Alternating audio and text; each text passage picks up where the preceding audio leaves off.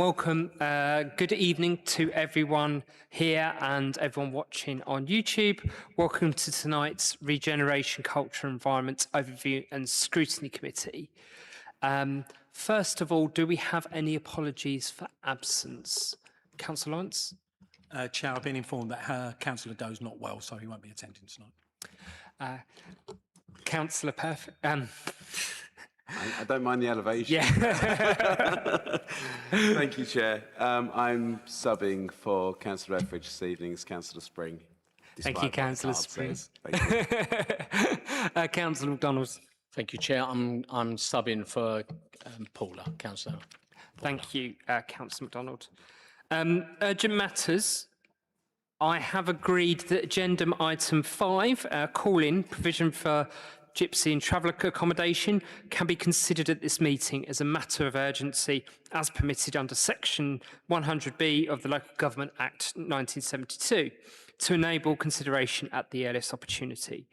Taking into account the timing of the call-in, which was received just prior to the agenda publication, meaning that this could be facilitated at this scheduled meeting of the committee.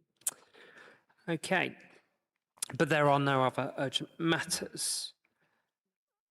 Can I sign the, let's get back to the minutes, can I sign the record of the meeting held on the 11th of June 2026, that's correct? Thank you. Firstly, are there any declarations of disclosable pecuniary interests or any other significant interests? Okay, thank you, members.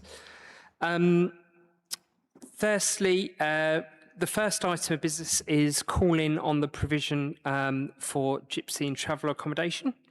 The matter tonight is to discuss the call-in of Cabinet Decisions 107/2026 and 109/2026, which refer to the provision of gypsy and traveller accommodation. The committee will need to decide to do one of the following. 1, accept the Cabinet decision and take no further action. 2, refer the decision back to Cabinet for consideration, setting out its reasons for doing so. Or thirdly, to refer the decision to full council for consideration. I would just like to set out the process for this section of the meeting. I will ask officers to introduce the report. I will then ask Councillor Lawrence to set out the reasons for the call-in. If the committee are agreed, I will call forward the witness, Councillor Shoker, before opening the debate to speak for a maximum of 5 minutes before opening the debate to members of the committee. First of all, is it agreed that 2 parts? Is it agreed that Councillor Shoker can provide a witness statement to the committee? Chair, our exchange of emails during the week refers. I'm not quite sure why the Cabinet needs to have a witness to defend their own decision. This is about scrutinising the Cabinet decision, not really hearing additional information that supports the Cabinet decision. So I would just like to place it on record. I know you guys are going to invite Councillor Shockar to talk, but I just want to place it on record that I'm not very happy that I would just like to do a point. It wasn't a Cabinet request. Cabinets did not request that. A request was made to me as chair for him to represent. By Councillor Shockar. Via Councillor Shockar. Councillor Shockar invited himself to the meeting. Yeah. But at the end of the day, we are here to scrutinise a Cabinet decision, right, not to hear additional evidence in support of a Cabinet decision. That is my only point. Thank you. Thank you for the point. I think under the committee, for instance, of the schools calling school streets, there were witnesses both for and against the decision. So, Chair, the witnesses at the call-in on the school healthier roads programme, which later on in this report seems to be a total disaster because we can't collect any money. The fact is that one of those was not a witness. He was a resident who had been caught in a camera and actually came here to give his opinion on the fact that his ticket was overturned. Thank you. Okay. Well, what I will do on that first item, because obviously there's contention, I will ask the committee to vote with a show of hands whether Councillor Shoker can be a witness. All those in favour of Councillor Shoker being a witness at this committee meeting? All those against? That's carried 7-5. So we will call Councillor Shoker. The second area is Councillor Luella Prenter and Councillor Curry will be supporting officers in debate. Is this agreed that they can sit here to help with those discussions? Thank you. Thank you very much. Okay, first of all, could I ask Jill James to introduce the report, please? Evening. So the report came to members and it lays out the request to fund the Wigmore site, which is a current traveller site. The sum that was with that is 2.6 million. To look, you want me to go into? I'm sure you've seen all of the papers, and I think there'll be a lot more conversation. So I'm happy to leave it there if that gives you enough. Thank you. Thank you. Councillor Lawrence, would you like to introduce the reasons for the calling of this decision? Thank you, Chair. Yeah, the reasons for the call-in are set out very clearly in 3.6 in the report, and I'd like to take the opportunity to ask questions of officers, and we've got Luella here. It'd be great to hear from her as well as the portfolio holder. Thank you. Thank you. Okay, ahead of that discussion, I will invite Councillor Shoker to come up to speak at the table. You'll have a maximum of 5 minutes, and I will give you a reminder at 30 seconds to come. So once you've just been able to settle down, and when you are ready to proceed, we will begin.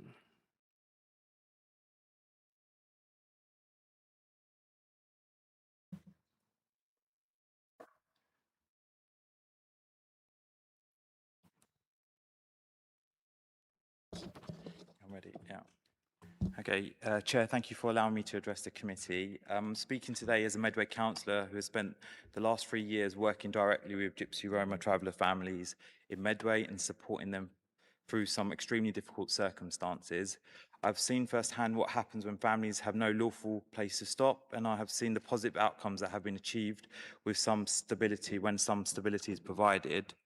Members will hear arguments today about consultation, costs, suitability of the site and the political context. I would like to focus mainly on something slightly different, the reality faced by families affected by this and the wider public interest in resolving this issue. The first point I want to make is that this debate is not really about whether there is a need for gypsy traveller accommodation in Medway. The Council's own evidence identifies an unmet need, and the Cabinet report makes it clear that addressing that need is critical in the progress of the local plan, and therefore the Wigmore site has become an intrinsic part of the local plan. So we're not debating whether the need exists, we are debating how we respond to it. The previous administration, who in the many years in charge of Medway Council, never addressed the need and neglected this community based on their ideology. Unfortunately, this ideology is again on show here today, though it's been disguised as something else. The GRT community isn't the only marginalised community that has been under attack from the opposition for decades. However, Medway Council is now under a different administration. Medway Council is now also a Marmot place, and the Cabinet decision reflects the Marmot principles. And the Marmot place uses proportional universalism, which is a strategy where public services are universal and open to everyone, where we provide greater resources, funding, and deeper interventions go to areas and groups experiencing the highest deprivation. When I first met the families who are currently at Wigmore, they were moving constantly from place to place. Children were receiving little or no education because they could not remain anywhere long enough to attend schools. Families struggled to access healthcare because they was unable to register with doctors and dentists. People with significant health conditions, including cancer, diabetes, stroke-related illness, and mental health concerns, were finding it difficult to access consistent care. Many simply relied on A&E because they had nowhere stable for them to engage with services. During listening events, families repeatedly told us that they were not asking for special treatment, they were simply wanted what every family in Medway wants: a safer place to live, a good education for their children, access to healthcare, and a chance to contribute to society while preserving their culture and identity. What happened when this stability was provided is important. Once the families were able to stay in one place, children were enrolled in school, GP registrations were completed, support for health services was arranged, community organisations became involved, and the family started to build positive links with the wider community.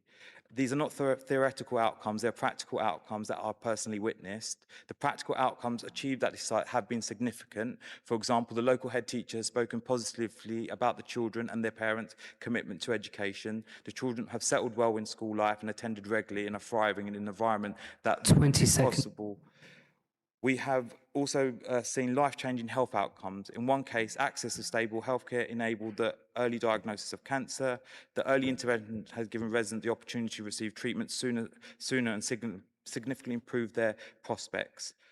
Turning briefly to the call-in reasons, consultation has taken place through the planning and appeal process. Thank you, Councillor Shoker. Was that 5 minutes? Are you sure? Yes, that is 5 minutes.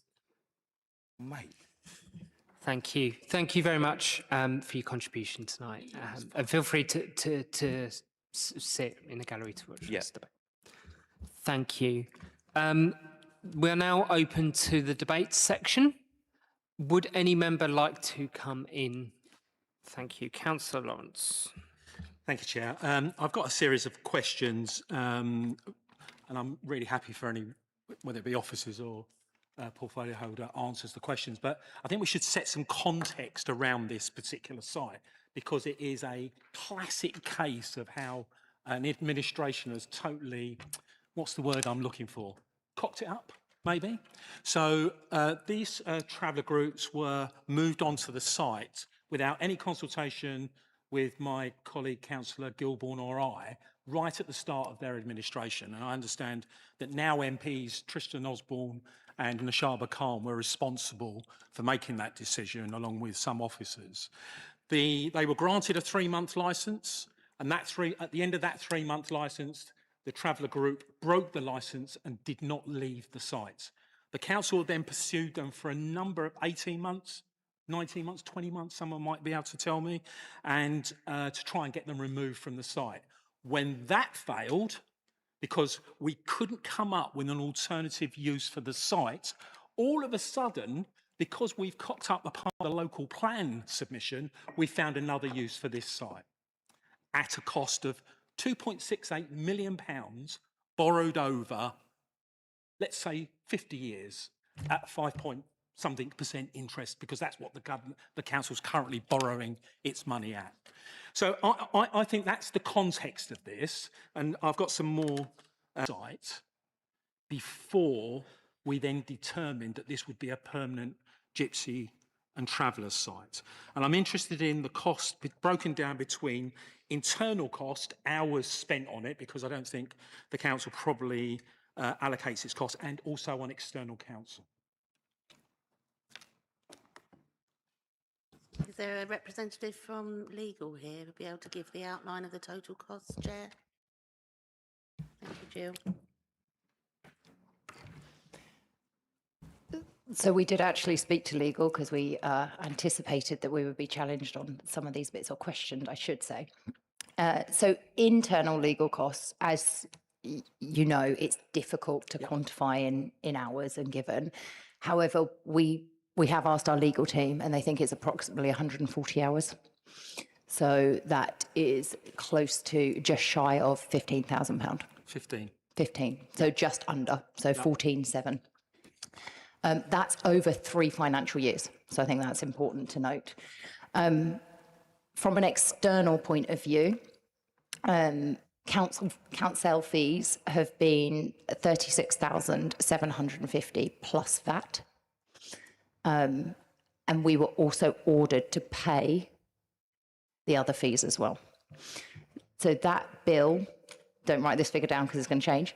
So the original bit that we were asked to pay was 83,000. Following negotiation, it came down to 60,000. And there is a second legal firm that we are yet to have the bill from, but we anticipate it will be in the same ballpark. Thank you. Wow. Okay, just moving on to what happens. Well, I'm trying to take things in chronological order. So it says in the report that the site will have to be decanted for 12 to 18 months whilst we spend the money to bring it up to a given standard. I think the risk register at section 7 also says that this is going to be quite a complicated process. I'm just wondering what alternative sites have been identified for the temporary relocation, and what is the estimated cost to the council for that decanting work? Chair, I don't think the costs are actually part of the calling, are they? The cost of the borrowing and the financials are the element that goes to full council. Chair, I mean, this is about the scrutiny, the cost and capital requirement in part 2. But that's not subject to this calling, is it? Well, I think we're here because this is the only opportunity we have to scrutinise this decision. We're not going to be scrutinising it at full council I'll just remind because the Chair, opportunities the to cost ask of the borrowing the is for Okay, can we the please one opportunities person to at a ask time? questions at full council are very limited by time. We are here to hold you to account for what has been a total car crash of a process. Chair, the calling is subject to the 2 items on the report. No, there are 4 items on the report. The 2 decisions. The I beg 2 your pardon, the decisions. 2 decisions. Can refer to the Okay, democratic I'm services happy. office. You don't want to answer. That means you're covering I'm it not up. refusing No, to no, answer. we- There is another we've forum already for the got- financial Councillor to be Lawrence, Councillor Lawrence. discussed and debated, and that is full council. Yeah, but you know full well the opportunity to ask questions at full council is very limited because it is not a place to carry out scrutiny. You will put forward £2.6 million worth of capital spend. So if you haven't come with those answers, I'd be very surprised. I'm very surprised you've not come with a list of costs associated with this process. It's very clearly why we called this in. I think you'd be derelict in your duty as a portfolio holder not to have at least come with a bit of paper with some numbers scribbled down. Just to help the benefit of this discussion, Vanessa is just going to clarify what the exact cabinet decisions that have been called in. Obviously, there are reasons, but the decisions itself. So just to clarify what decisions we are speaking on tonight. So this is a call-in, and therefore it's only a call-in of decisions that have actually been made by Cabinet. Therefore, that is 107/2026, which is the Cabinet agreed to proceed with option 3 for the future provision and use of the Wigmore site as set out in section 5.8 of the report, to develop and improve the site as a permanent council-managed gypsy and traveller site, to provide a good quality, compliant site for 10 touring caravans over 8 pitches, with approval to explore the provision of a second phase in future years. The second phase would expand the site into adjacent land as set out in Appendix B to the report and provide an additional 6 pitches to meet increasing future needs subject to the budget addition below, which is Decision 108, required to deliver the second phase. Decision 108 is a recommendation to Council, and therefore, because all councillors are present at Council, it is not for scrutiny and it's not for call-in. 109/2026 is the second call-in item, which is the Cabinet agreed to support a proposed minor modification to the local plan policies map. So as 108 is a recommendation to Council, it is not part of the call-in, it is only 107 and 109. Chair, can I just point out the report produced for tonight's meeting, 5.12, talks about the decanting of the site. I don't think it's unreasonable. And that is a part of the decision to spend that money that's been approved by Cabinet.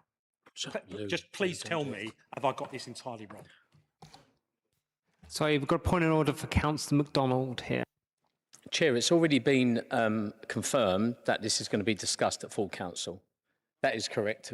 I understand what Councillor is saying, but it will be discussed and brought up in full council. There is proper measures, as Vanessa Chair will be able to tell you, proper measures for people to ask questions, and it's not going to be hidden. That's correct, isn't it? That is the detail we've got.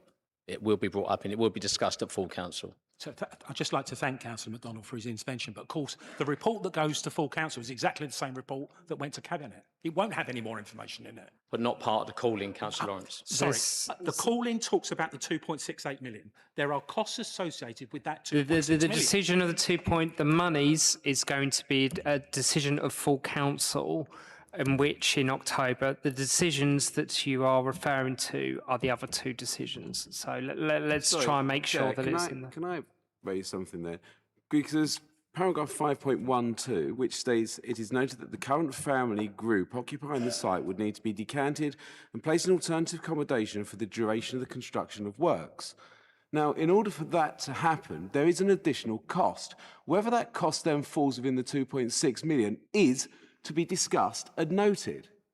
So I don't think that we can just scan over it. It needs to be looked at.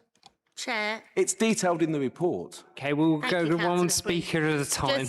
Just to provide reassurance, the discussions have yet to be made with the group that reside on the site are the best way forward for decanting. There are many choices available to them, and our officers will make that will have that discussion with them, and then we will know what those costs are.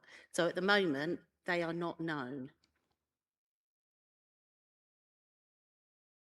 I mean, just keep adding to the total nightmare of the Wigmore Coach Park, genuinely. Okay, Chair, I'll move on because I'm conscious that it's not fair on other members here. So once again in the report, we talk about the 2.6 million has been spent on creating 8 pitches, 2.6 million pounds to create 8 pitches, plus the ongoing interest payments. I think I worked it out about £337,000 a pitch over a 20-year lifespan. I'm just wondering, in terms of the increase in rent, and I'm sure someone's going to stop me here, of £1,300. So we're going from £24 a pitch to something like £1,300 a week. How that's been arrived at for that number, where it's come from, and also what's the equivalent for a commercial mobile home site, as there are a number around in Medway to compare it with.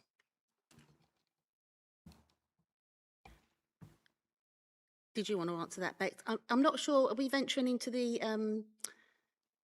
blue papers here of the original report? You were just talking about the repayments, right? It's just you made reference to the repayment schedule, and that's in the blue paper. You're happy with that, Chair? As it's not, as that initial cost is in the public section of that, I'm fine for that to be that. Who's going to respond just specifically? Bex, thank you. With regards to the current fees, it's 275 per week, and that covers refuse and the Portaloo facilities that are on the site. With regards to a full local authority site, you'd be looking at single plots at around £180 per week and a double plot at around £150 a week. And comparison with a commercial site? Without going fully into ringing people, it's been incredibly difficult to find that at short notice. Okay. To do that. However, I would like to point out that a number of sites across the county and across Medway and where else tend to be sites for over 50s. For statics, it needs to be highlighted. This is not statics that we're proposing. This is for tourers. So this is very different to a static mobile home. These are not mobile homes, these are tourers. Okay. And are the residents there subject to some form of council tax? They will be going forward. I can clarify the current position tomorrow for you. Okay. Great. Can we just confirm whether there are any unpaid rents and any unpaid fees from the existing arrangements? I can confirm that they're up to date. They're due to pay tomorrow, which is Friday. We visit 2 weekly.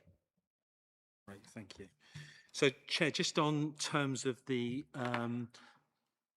appropriate use of the site, has anyone done any measurements on the pollution that comes off the M2? Because obviously that's an extremely busy carriageway, and given Councillor Curry's been very keen to press for clean air across Medway, is whether that's been taken into account when coming up with whether this is an appropriate site for someone who's living there residentially. Dave, thank you. Chair, thank you very much. That was something which was raised at the application and at the appeal, and the inspector had comments regarding air quality as well as noise, and he was satisfied that it was an appropriate site. Thank you. I'm just wondering what process was undertaken to find an alternative use for that site before the whole issue of the local plan came up, because both Councillor Gilbourne and I wrote regularly to you, Councillor Prenter, asking what progress had been made to try and deal with the issue.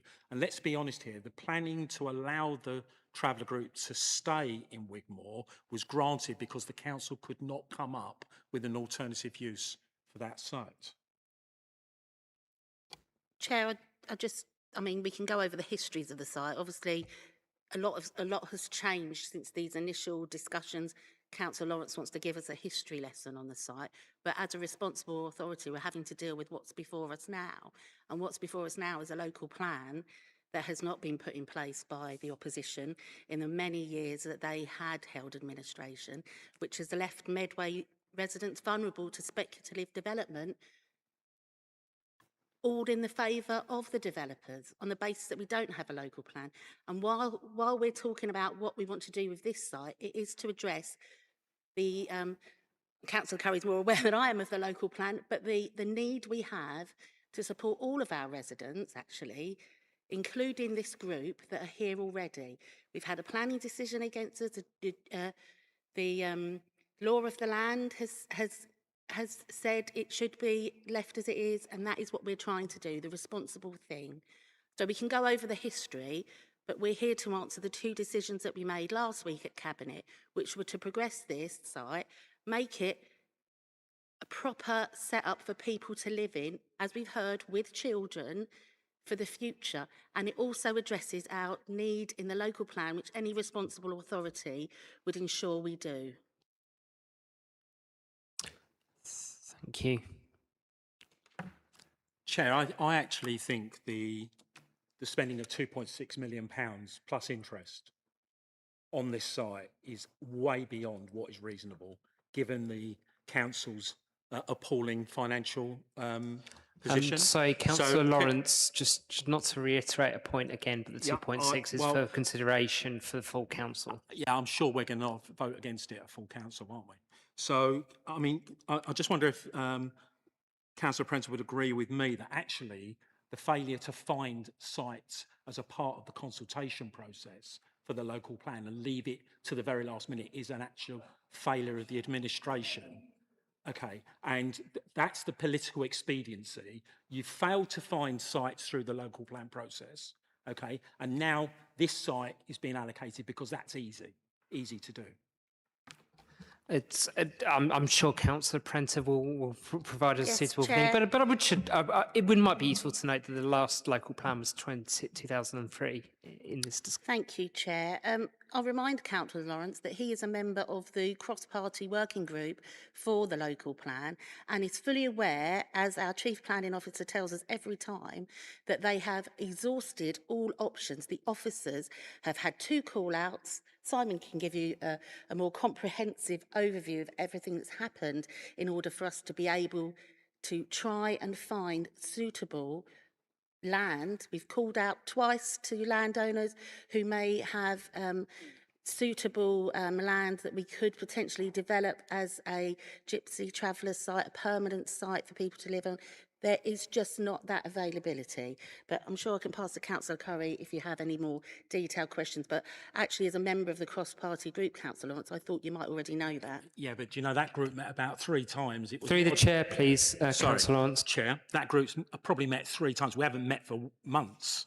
Okay, and actually that was to receive information, not to drive questions and process or anything else.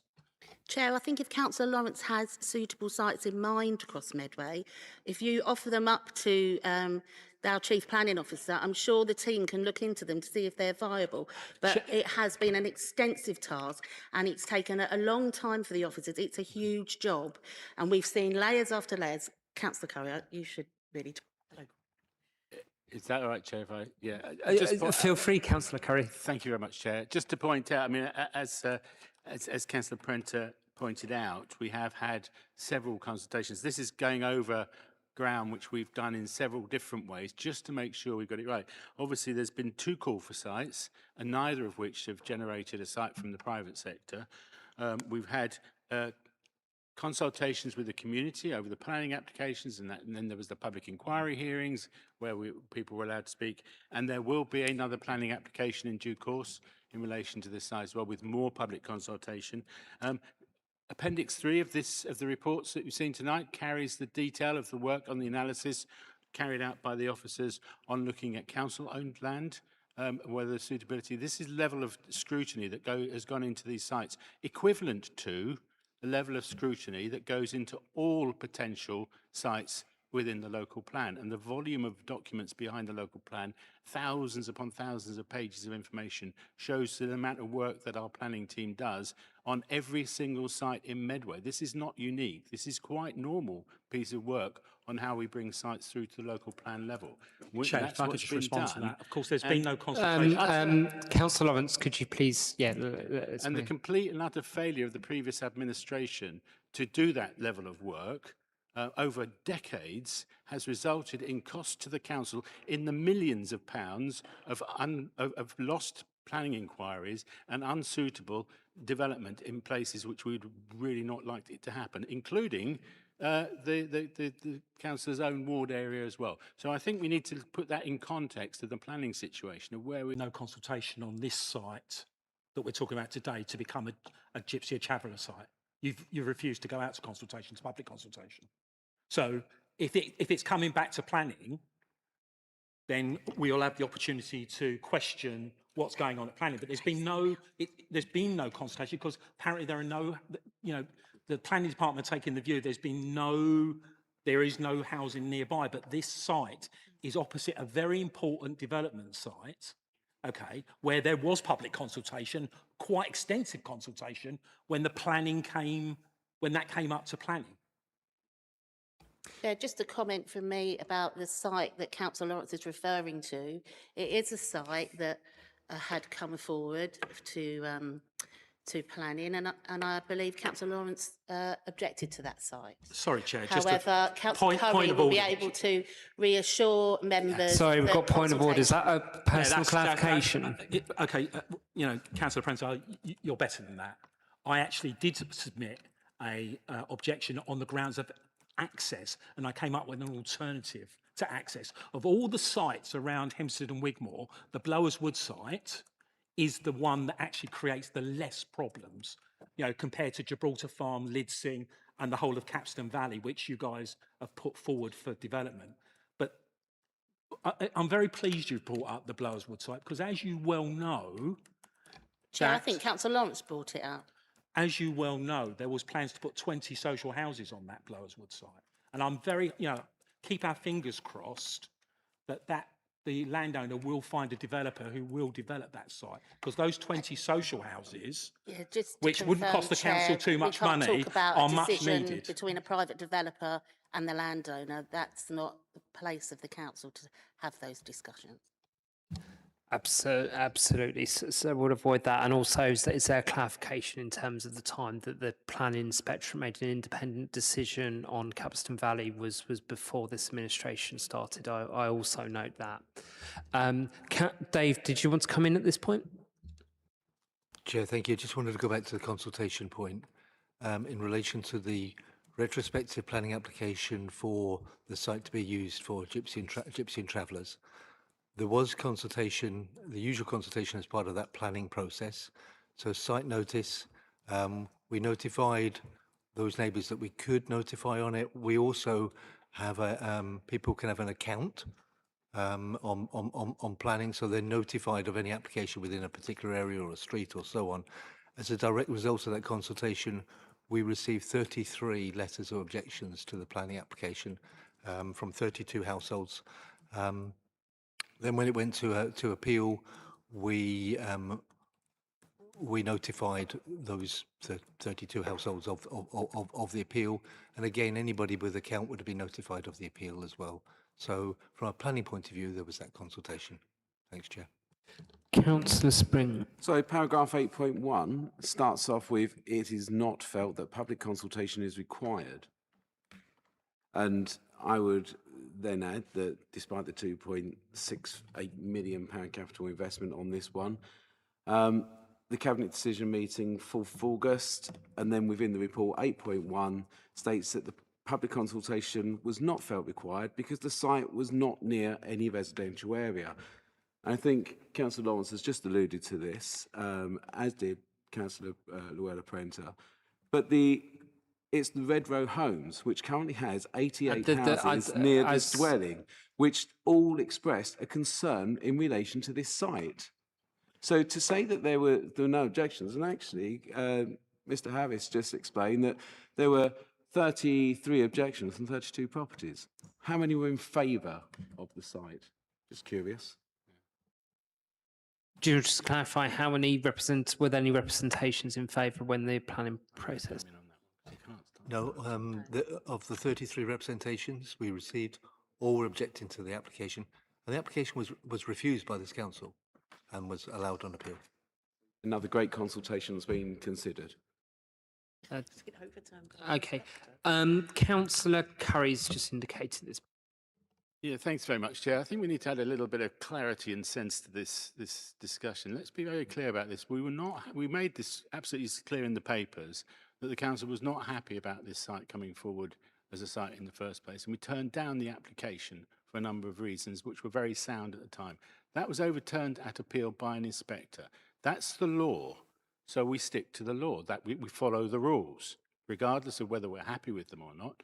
We don't have a choice about that, and we've gone with that. And the solution that we've come up with to that is laid out before colleagues tonight.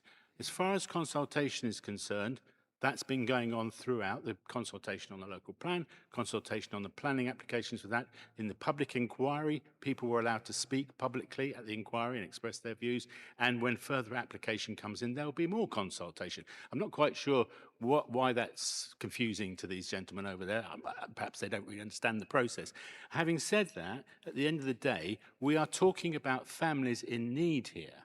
This isn't a process of numbers and such like that. This is about people who've got real issues, and we have a obligation area of land that has not been put forward by the landowners for consideration. It's not even part of the discussion. And a mention of Redwood, any housing, that's not part of this. In fact, I have met and discussed with the landowners there their situation, and they're quite comfortable. So I'm not sure why that's being even mentioned tonight at all. So I think a lot of flack and fluff is being thrown in to make an argument here out of a situation which is actually at the heart of it about people's lives and how we as a council have a responsibility to do the best for our community in every way we can. And that's what we're trying to do. Thank you. Thank you. I'm going to call Councillor MacDonald next. Thank you, Chair, and Dave and Jill and Bex and Lou. Don't worry, I know there's a lot of papers in front of me, but don't. Please, you only have to answer briefly, Chair, because I've got some quick fire ones. You don't have to answer in full detail, but I just want to get back to the call-in and to clear this issue out. So, Dave, I'm going to aim this just quick one at you. It's a very quick question. Can you just confirm very clearly, is there any planning argument before us tonight that demonstrates the Wigmore site is unsuitable for gypsy and travel accommodation when a planning inspector has already concluded that it is suitable on a permanent basis? In planning terms, that appeal decision is very, very clear. It's a suitable site for gypsy travellers. Thank you, Dave. And the inspector found that the use would cause no undue harm to the character and appearance of the area and that acceptable living conditions could be secured. That's correct, isn't it? That's correct. Thank you. And Dave, you also held a specific call for sites and received no submitted sites. And if the argument is that there are better alternatives, where are they? Do we have any better alternatives at the moment? No. Great. Thank you. Lou, can I just ask you, or Councillor Prenter? That's what being your ward colleague does. Councillor Prenter, would you agree that treating gypsy and traveller accommodation as a legitimate part of our housing responsibility, it's not special treatment, it's equal treatment? I could ask that for Bex and you, really. There's no special treatment here, it's equal treatment, right? Because that's what we do here. Thank you, Chair. It's our responsibility to look after all our residents. We can't be picking and choosing who we choose to house, No. who we don't choose to house. Yeah. People are people, and as a local authority, we have got to meet the needs of the gypsy and traveller community. And national planning policy states it, but actually policy might state it, but I believe it's the right thing to do. Yeah. And Bex, I'm nearly there, Chair, if you're glad to know, I'm pretty swift tonight. Bex, if we were discussing any other group of families living without proper water, drainage, power and secure managed accommodation, would anyone seriously be arguing that the responsible thing for the council to do was simply leave them there in that condition? Would we be expected just to leave them there with them conditions? Is this related to a standard home, as so speak? Any other group of families? Yeah, if this was a homeless family Yeah. or anything like that, or there was disrepair in a private Yeah. sector property, then it would need to be looked into. Yeah, we wouldn't leave them there, would we? And Councillor Brent, I'll ask you one more final question. It's just, after the call for sites didn't produce anything, hundreds of council sites were examined, obviously, and the independent inspector found Wigmore suitable. Has anybody calling in this decision, opposite, actually brought forward a viable alternative to you?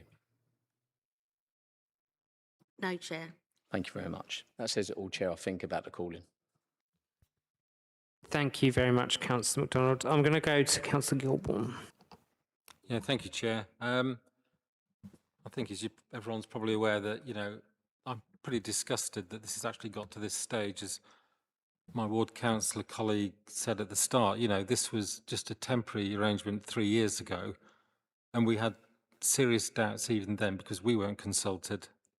The residents of Wigmore and Hempstead weren't consulted either, and we just almost thought this would be the worst case scenario, and it's actually happened. I take what's been said about we want to treat all residents equally across Medway, but for our residents in Hempstead and Wigmore and across 99.99% of the population of Medway, they find it very difficult to understand how such a cost for so few sites can be justified, and that's what they really cannot understand. So this calling in of this decision is for the Cabinet to really get a grip of reality and to understand that that is not a good use of Just have public a money. point of order, Chair. Yes, sorry, Councillor MacDonald. It's just, I understand, Councillor Gilbourne. I know it's your ward, but we seem to be flowing into a decision that's already gone through with regards to the inspector granting that land, etc., etc. We're talking about just giving them proper facilities now. So I don't want to stray off. I know, Councillor Gilbourne, what you're saying about, and I know you may have objected, same as Councillor Lawrence, but I don't want this to get into what happened, what could have happened at planning but didn't. And we've been there already, haven't we? Sorry. Sorry, can I just Yeah, go just a on. point of clarification? Councillor MacDonald, your interjections are very good, but you're missing a key point here. We wouldn't spend £2.6 million on 8 families anywhere else in the borough.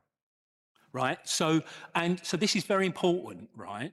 And also that we're here because of the incompetence of the administration in dealing with that. So that planning decision went against the council because we had not identified an alternative. What I was saying, Councillor Lawrence, is I don't want to stray over into too much of the past. You can keep your pertinent points ready, but I was just saying we can't go back on planning discussions that have already happened and we lost. I mean, we can't keep going back on that. Stick to the calling point. That's all I was saying, Councillor Gilbert. I'm not having a go, but if we're having a discussion here for hours again, let's stick to the point. That was only my point of order, Councillor Lawrence and Chair. Thanks for that point of clarification. Okay. Councillor Gilbourne, Yeah. continue. Thank you, Councillor MacDonald. No, I accept that. I don't want to go over old ground. It's just, I think it's needed to be said that the reality is for our residents and the majority of Medway, they won't understand why this decision has been made. They can't seem to justify, and particularly even the residents of Bredhurst who are most closely connected to this site. It's not about being discriminatory in any way. It's just that they can't believe that this sort of level of finance can be found just like that to help get the local plan adopted. And there is a sense that a proper consultation needs to take place before this was done, and also that the alternative sites, although the call for sites didn't produce anything, I haven't seen any evidence as to what the council could do to find alternative sites, to even sell this site, to buy another site somewhere in Medway, all these sorts of things, because they just weren't in the report. Councillor Luella Prince indicates you want to respond to that point. Yeah, thank you, Chair. I think we have to be really careful about the language we're using here. Disgusted and, yeah, worst case scenario, like it's the end of the world. I think you're forgetting, or maybe the committee needs reminding, just how much some individual families cost adult social care, children's social care, so, and in temporary accommodation. So it's not, you're sort of piling this on like this is an unheard of expenditure just to come across a big redevelopment of a site that has nothing there. I mean, I don't want to go on about the financials because, of course, we've already agreed that it is a matter for full council, but enabling works, all the groundworks, construction, overheads, all of those things cost money. And I think it sounds as though Councillor Gilborn is demonising a particular group of our society by constantly saying this one group is costing this money. Actually, Is that a point the of order, development of the Councillor site Gilborn? is not about any one group. It's about us as a local authority making provision for gypsy and traveller communities within Medway, which is our obligation as a local authority to ensure we have as part of our local plan. I'll just come back Councillor on that to Gilborn. say, that, yeah, it's certainly nothing against that group at all. It's just purely about you as the ruling administration should realise that it just comes across as absolutely bizarre to spend that sort of money on Sorry, such a Chair, small does number of Councillor pictures. Gilborn think that we shouldn't be spending any sort of money, large amounts of money for people who need children's support and adult social care? Is it any different from any other group?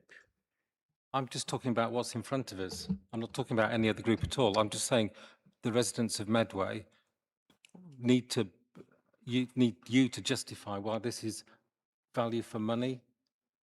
And it And I hasn't think been I've already shown said, yet. Chair, it's a matter for full council Yeah. finance decision. And the consideration, the addition to the capital programme is a matter for full council. That is not the decision that is being called in. So just to be clear on that. Okay, I'm going to move to Councillor Peake. Thank you, Chair. I've actually been wanting to speak for some time as I increasingly get, well, you've used certain language, so I'll be quite blatant about. I'm quite irritated by the tone of your questions and what you're implying. So, for instance, Councillor Lawrence starts saying, oh, this is going to be the only opportunity to discuss money. Since I've been a councillor, at full council, we have discussed costs in the past, so surely you'll have the chance to do that then. Also, Councillor Lawrence said that when the working party meet, you're just receiving information. The idea that you, Councillor Lawrence, won't speak up and ask demanding questions, well, that's laughable, because look at your track record. If you were so concerned then, as you went along, and the working parties tried to conclude, that's the time to speak up. Don't come here now and go, oh, victim, I didn't have a chance to speak. I don't buy it. The other thing is that's really annoying. This, to me, is not a calling meeting. I felt like I was revisiting a planning meeting. There's a place for everything. So if I've got that wrong about what calling is, then please correct me. But I'm talking about how it comes across. But by far, the most annoying thing is you saying about 2.6 million and using words like this administration is incompetent. What about all the years that you had? No good you shaking your head, Councillor Corbyn. You and other councillors who ran a Conservative administration and did nothing at all accommodating for these people. I would love to know, if you're going to bang on about 2.6 million, a comparison of all the costs that have been incurred in the past 10 years, every single time travellers come to, say, Hook Meadow, and we go through a legal process to get them shifted on, every time there's sometimes cleaning up procedures that have to happen after there's been whatever other costs. I would love to see a comparison, because those costs are going to incur anyway. I accuse your administration, and once again, another example, because you use the word competency, that's the one that really gets me. Your administration was so incompetent. There's this fantasy that Conservatives always put out, oh, we are full of businessmen and we're so efficient. No, you're not. It's a joke. You do not run things. Look at your track record. You can laugh as much as you like. Look at your track record when you was in power. This was one of many examples which you Is that point of order, Councillor Lawrence? did not address, and you caused costs. I'll make a point of order so Councillor Peake can calm down before he has a heart attack. But I'm just wondering where his comments are. He's got very strongly held views. I mean, the good news. Okay, thank you. Councillor Peake, is there, obviously, we just heard what you've just said. Are there any specific questions or advice you would like from any of the officers or people present here? No, I'm guilty of having a rant, actually. Sorry, Chair. Many people enjoy a good round, but it's important to hear all sides. I'm going to go to Councillor Nesterov, then Councillor Campbell. Thank you, Chair. Thank you. And to be honest, Councillor, Labour comes in, fix the problem, or you're spending money on things. Well, you had 20 years to fix this problem. 20 years. And I will tell you how this proposal is actually going to save money. Imagine every single time travelers comes to Medway, they go and set up in a park. We have legal costs to evict them. Like Councillor Peake says, we had to clean up. That's all going to ramp up over 20 years, much more than £2.6 million. If they have a place to go, which is safe, and they can set up, residents will be happier as well, because you know residents are not happy about that. Is Councillor, sorry, was that a stray finger? No, I'll go after whoever's like. Yeah. So yeah, there is an actual genuine solution to the problem here. And I'm asking you, Councillor Warrens, what is your solution? If you're going to call it in and say this is not good enough, what is your good enough solution? I mean, to be fair, this is a call-in of a cabinet decision as opposed to a call-in of a call-in. But those points of views need to be heard in the discussion. Yes. We can't have the same incompetence we had for 20 years with no solution to problems. This is a point of order because Councillor Campbell hasn't contributed to the discussion tonight. I'm keen to bring her in. Yes, it was. Councillor Nesterova said that should the travellers come into Medway, they would all go to the Wigmore site. Well, as a matter of fact, in the past 3 years since they've been there, we have frequently had travellers. I didn't say the Wigmore site. I referred to the 8 sites that are about to happen. But I'm just pointing out that over Councillor Nesterov, sorry, over just the get to the past end of this 3 point. years, quite frequently, travellers attend the site and literally do break into the park at Twiddle, which causes lots of angst on social media. Point of order, by Chair. residents. This has nothing to do with the call-in. This has nothing to do with the call-in. Okay. I think what we need to do here, just so that we're not going on points of order, here. Let's stick to the specific calling on the 2 specific cabinet decisions. Thank you, Councillor Lawrence. I've had enough of plenty from you tonight. I want to hear from Councillor Campbell. Thank you, Chair. It's interesting because in Fort Pitt Ward, on 2 occasions recently, travellers have arrived at some green spaces, Victoria Gardens and then Jackson's Park. And I was involved in communicating with residents on that.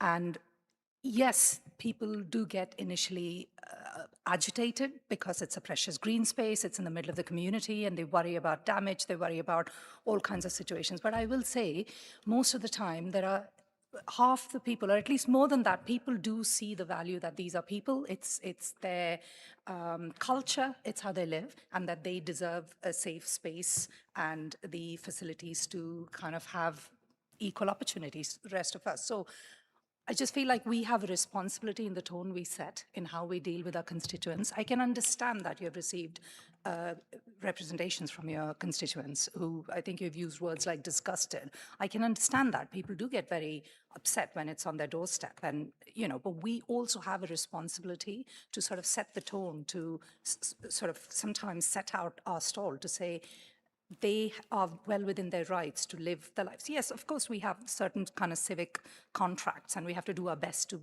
balance everybody's needs. But I don't think we have to necessarily accept the outrage or disgust, if you will, of people who refuse to acknowledge the value of GRT people.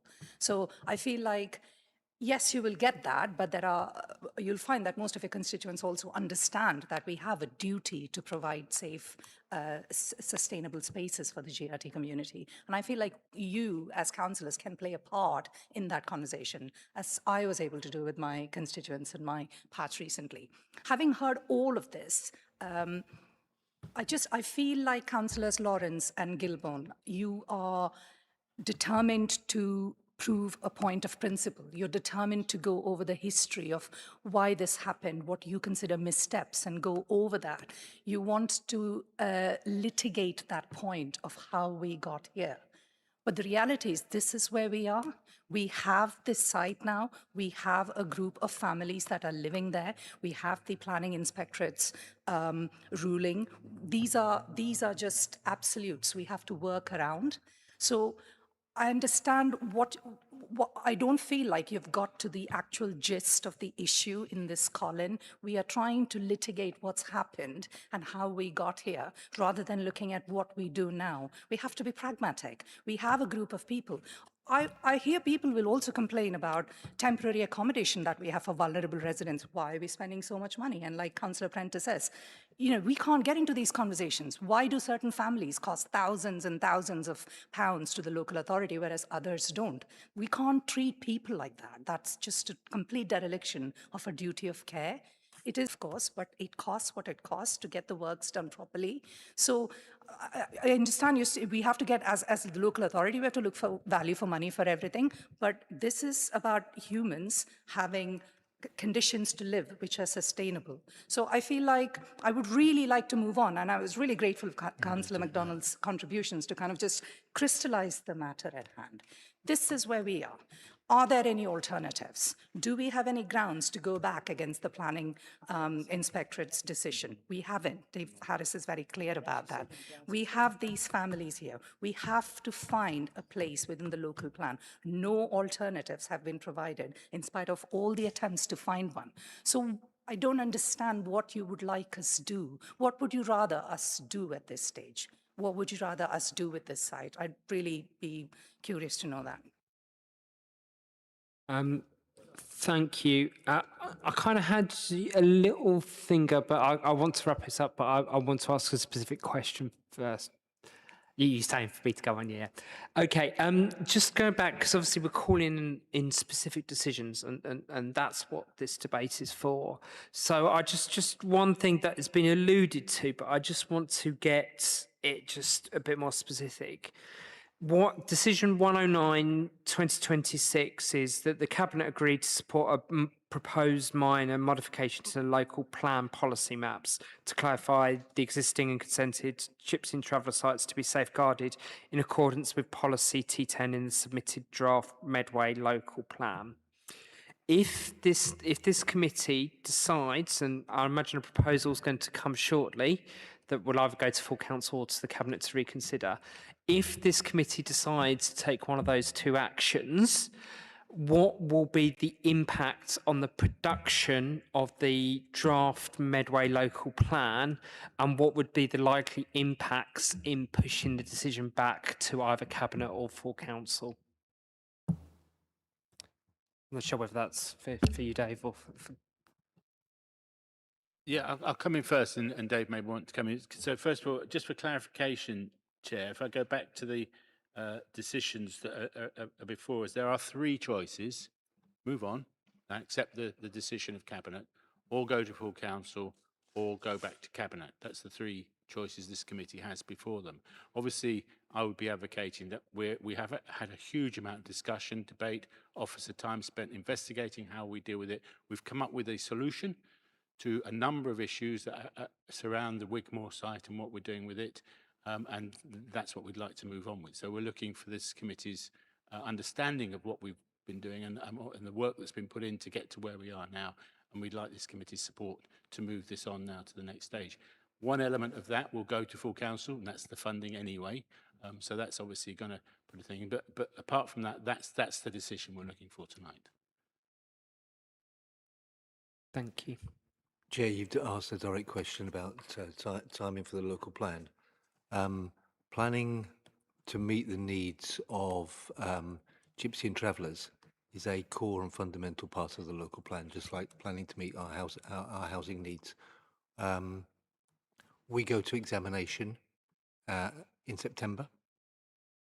This will be a fundamental discussion in those early stages and goes to the whole soundness of the local plan. So in terms of sites, I need to show that we have turned over every stone to identify appropriate sites in the local plan, and in that, and it's clear, looking at all council sites is part of that. Hopefully that's helpful, Chair. Thank you. Okay, thank you, that's useful. As the call-in was proposed by Councillor Lawrence, I would like to pass to Councillor Lawrence to make a proposal. Thank you, Chair. Look, it's an interesting debate. We have not attempted to make this per se about the minority group who are occupying that site. You have decided to do that. What we have... Councillor Lawrence, can you make a proposal? I am going to make a proposal, Chair. Thank you. However, what we are very concerned about is the cost of this site. I think we should just bear in mind, before I make my proposal, Chair, that this group came from out of borough. First of all, they weren't Medway residents when they made their thing. So on that basis... Sorry, it's gone off here. We pushed this back to Cabinet to reconsider. Council is not until 16th of October anyway, so the next Cabinet meeting is in September. And I'm sure at that point it will just go to full Council for consideration on the ludicrous amount of money that we're going to spend on this. Okay, that's a proposal. Thank you. Is that reconsideration of both decisions, and that is yes, both decisions go back to Cabinet? Option B for both decisions. Okay, is that seconded? All those for this proposal? All those against this proposal?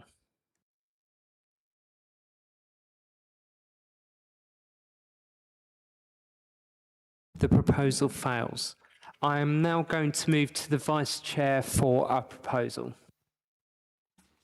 Thank you, Chair. So I move that the committee, having considered the call-in, agrees to accept Cabinet decisions 107-206 and 109-206 and therefore takes no further action. Thank you. Is that seconded? Thank you, Councillor MacDonald. Is all those in favour of this proposal?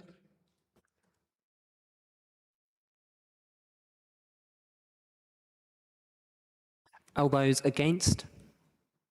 Thank you. That proposal was passed. Thank you very much. Given the heat in this room, I'm going to propose a 10-minute break. Thank you very much.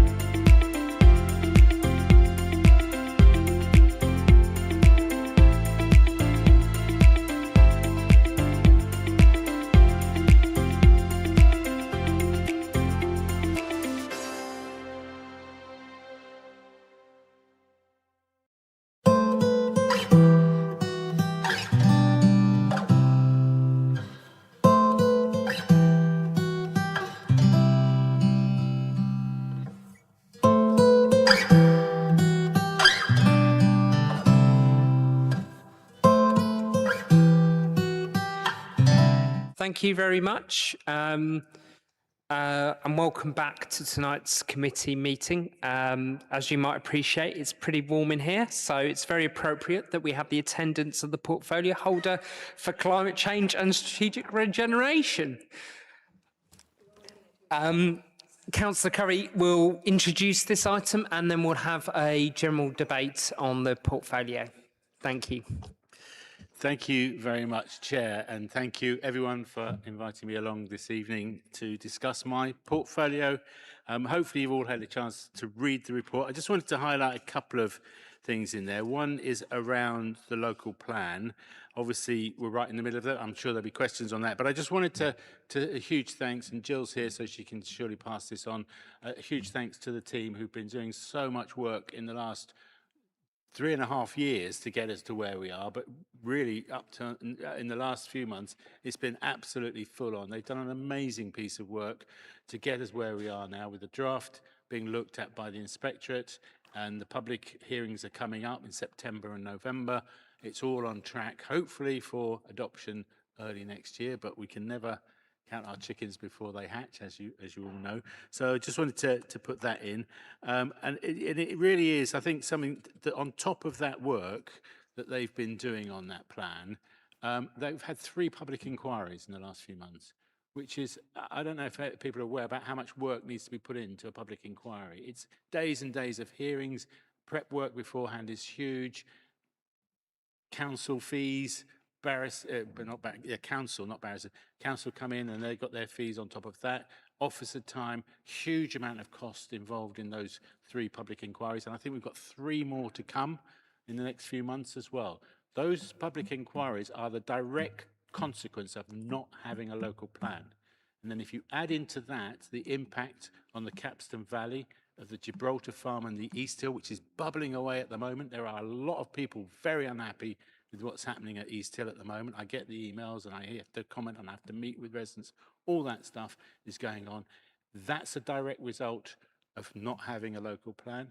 Unplanned development out at Cliff, again, direct result. I could go on all night about that. So getting this plan through is really, really crucial to the future of our communities in Medway. If we don't succeed this time, we will be fighting public inquiries till, I don't know, well, we'll all be finished by then, to be honest. We'll have retired before that comes around again. So that's the kind of thing. And these officers have put their heart and soul into getting this through. And it's, in my opinion, it's a good local plan. It works. It's not perfect. Nothing can be perfect, but it's one that we pulled together as a result of really good quality, hard work and dedication to service. So I think we really would like to just say that. The other thing I would like to add in, as colleagues know, I always like to sort of praise him, so I won't mention it again, but in particular on the active travel and transport issues, really pleased with the way things are going there as well. Bus journeys are going up, and there's good news on we're trying to be, in the process of trying to deliver local cycling, walking infrastructure plan, things like that. So there's a lot going on, and the whole drive behind that, both sort of locally and sort of strategically and nationally, is to reduce congestion on our roads, which is always a good thing. So I just wanted to mention those two, and really incredible work by the teams behind those. But we'll get into detail now. Thank you, Chair. Thank you. Anyone want to come? Councillor Lawrence.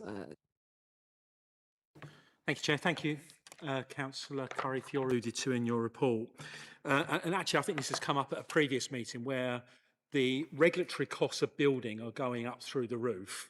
I think the Housing Building Federation has said that the average cost is now £76,000 a property before they've even started laying bricks. And then on top of that, Medway Council has just increased its Section 106 charges.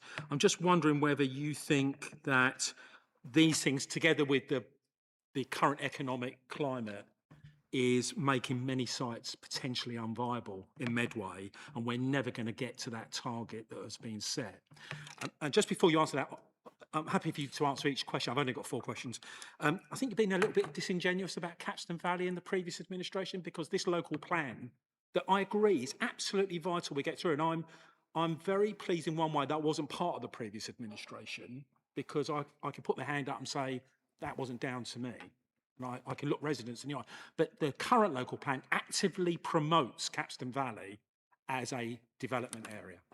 in a lot of ways. And I think you should stop saying the things you are as if you've got nothing to do with Capstan Valley and all the development. I agree with you, East Hill, Lidsing, which is, I know is in Maidstone, but genuinely I think you should stop promoting that line because it's just a bit disingenuous. So just on housing, the current housing programme, my question really is about the continuing increase in costs, regulatory costs, how Medway Section 106 increase in contributions is going to make more and more of these sites unviable.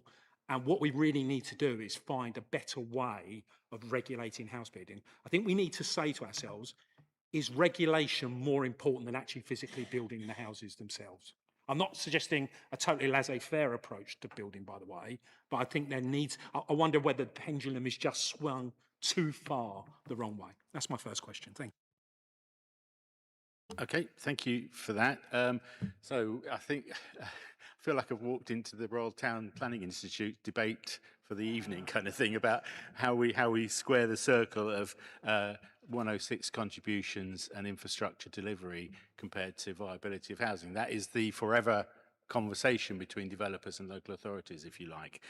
So you're absolutely right. It is a very tricky market. I mean, I thought we just had our major developers forum a few weeks ago, speaking to a lot of the major developers who are bringing stuff forward within the Medway area and generally across the southeast as well. They are finding it extremely difficult to meet their targets on viability. Having said that, their targets on viability are around about sort of 15 to 20% profit per house. And if you ask Tesco how much profit they make on a packet of whatever, tin of beans, it's nowhere near that kind of level. So there is a kind of, we need to be a bit careful about how the market is viewed in terms of housing and what sort of, that market is a very exclusive market, and it is run primarily by the private sector housing corporations. There is no doubt about that. Everyone in government sees that, and certainly the local government association have done the research on that as well. So we just have to bear in mind that the way housing and the pace of delivery of housing is always market driven. And I'm not saying that's a good or a bad thing. I remain neutral on that. My job is to work with the developers, and we have a very good and healthy relationship, if you like. So in terms of how we bring forward developments, that's what this is about. We have got this target of 24,500 homes for Medway. That was a target that was given to us by the previous government and was just sustained by the current government. It hasn't changed at all, so there's no politics involved in that at all. And we know that we need to get that done by 2041. And how we go about doing that then affects our 5-year housing land supply, identifying sites for that, all that work that I talked about earlier about going into the local, how much work's gone into the local plan. Medway has capacity for about 36,000 new homes in total. So 24,500 is taken us right up to the limit on where we can find sites to put more housing. I've been living in Medway since the 1980s, and the huge housing developments around Lawswood, Walderslade, Hempstead, all that was happening back then when I first moved here, been going on since the 70s. And in the Medway area now, if you take into consider all the site constraints that has to be done over whether it's land protected for farming or land protected for nature or land that's just unsuitable for housing for whatever reason, when you do all that land area assessments that we do as part of the local plan production, I think the figure is around about 36,000 homes. Space is left for that, and we're putting 24,500 in. So we had to be very careful when we went through that process about where those homes were to go. Having to take in sites in Strood and in Rainham and in the Capstan Valley and out on the Hoo Peninsula, rather than putting, I think the figure at the Hoo Peninsula in the last plan was 16,000 homes around Hoo. No wonder the people of Hoo were upset, because they were going to get all that in the last iteration of the local plan back in 2021. So I think we need to be really careful about how we approach that. Your question about Section 106 funding is really important. So where we deal with that ties in with the Developer Contributions Guide. The last version of that was 2018 of affordable homes, which is so important in this day and age, we have staggered the delivery of affordable homes depending on the viability of the land. So if it's an urban site, it's down as low as 10%. If it's a greenfield site, the delivery can go up to 30%, and that's negotiable over the planning application process. And that goes into the planning conditions once that comes through, and people are familiar with that. So that's the delivery of affordable housing. And then on top of that is the contributions by the developers under the Section 106 rules. So all of that has now been brought up to date from the 2018 version of that report in order to give us the 2026 version, which fits neatly with the new local plan as it comes through. So that's why that's been done. So it's in keeping with current costs and valuations and all that going on. That detailed work has been done by our team.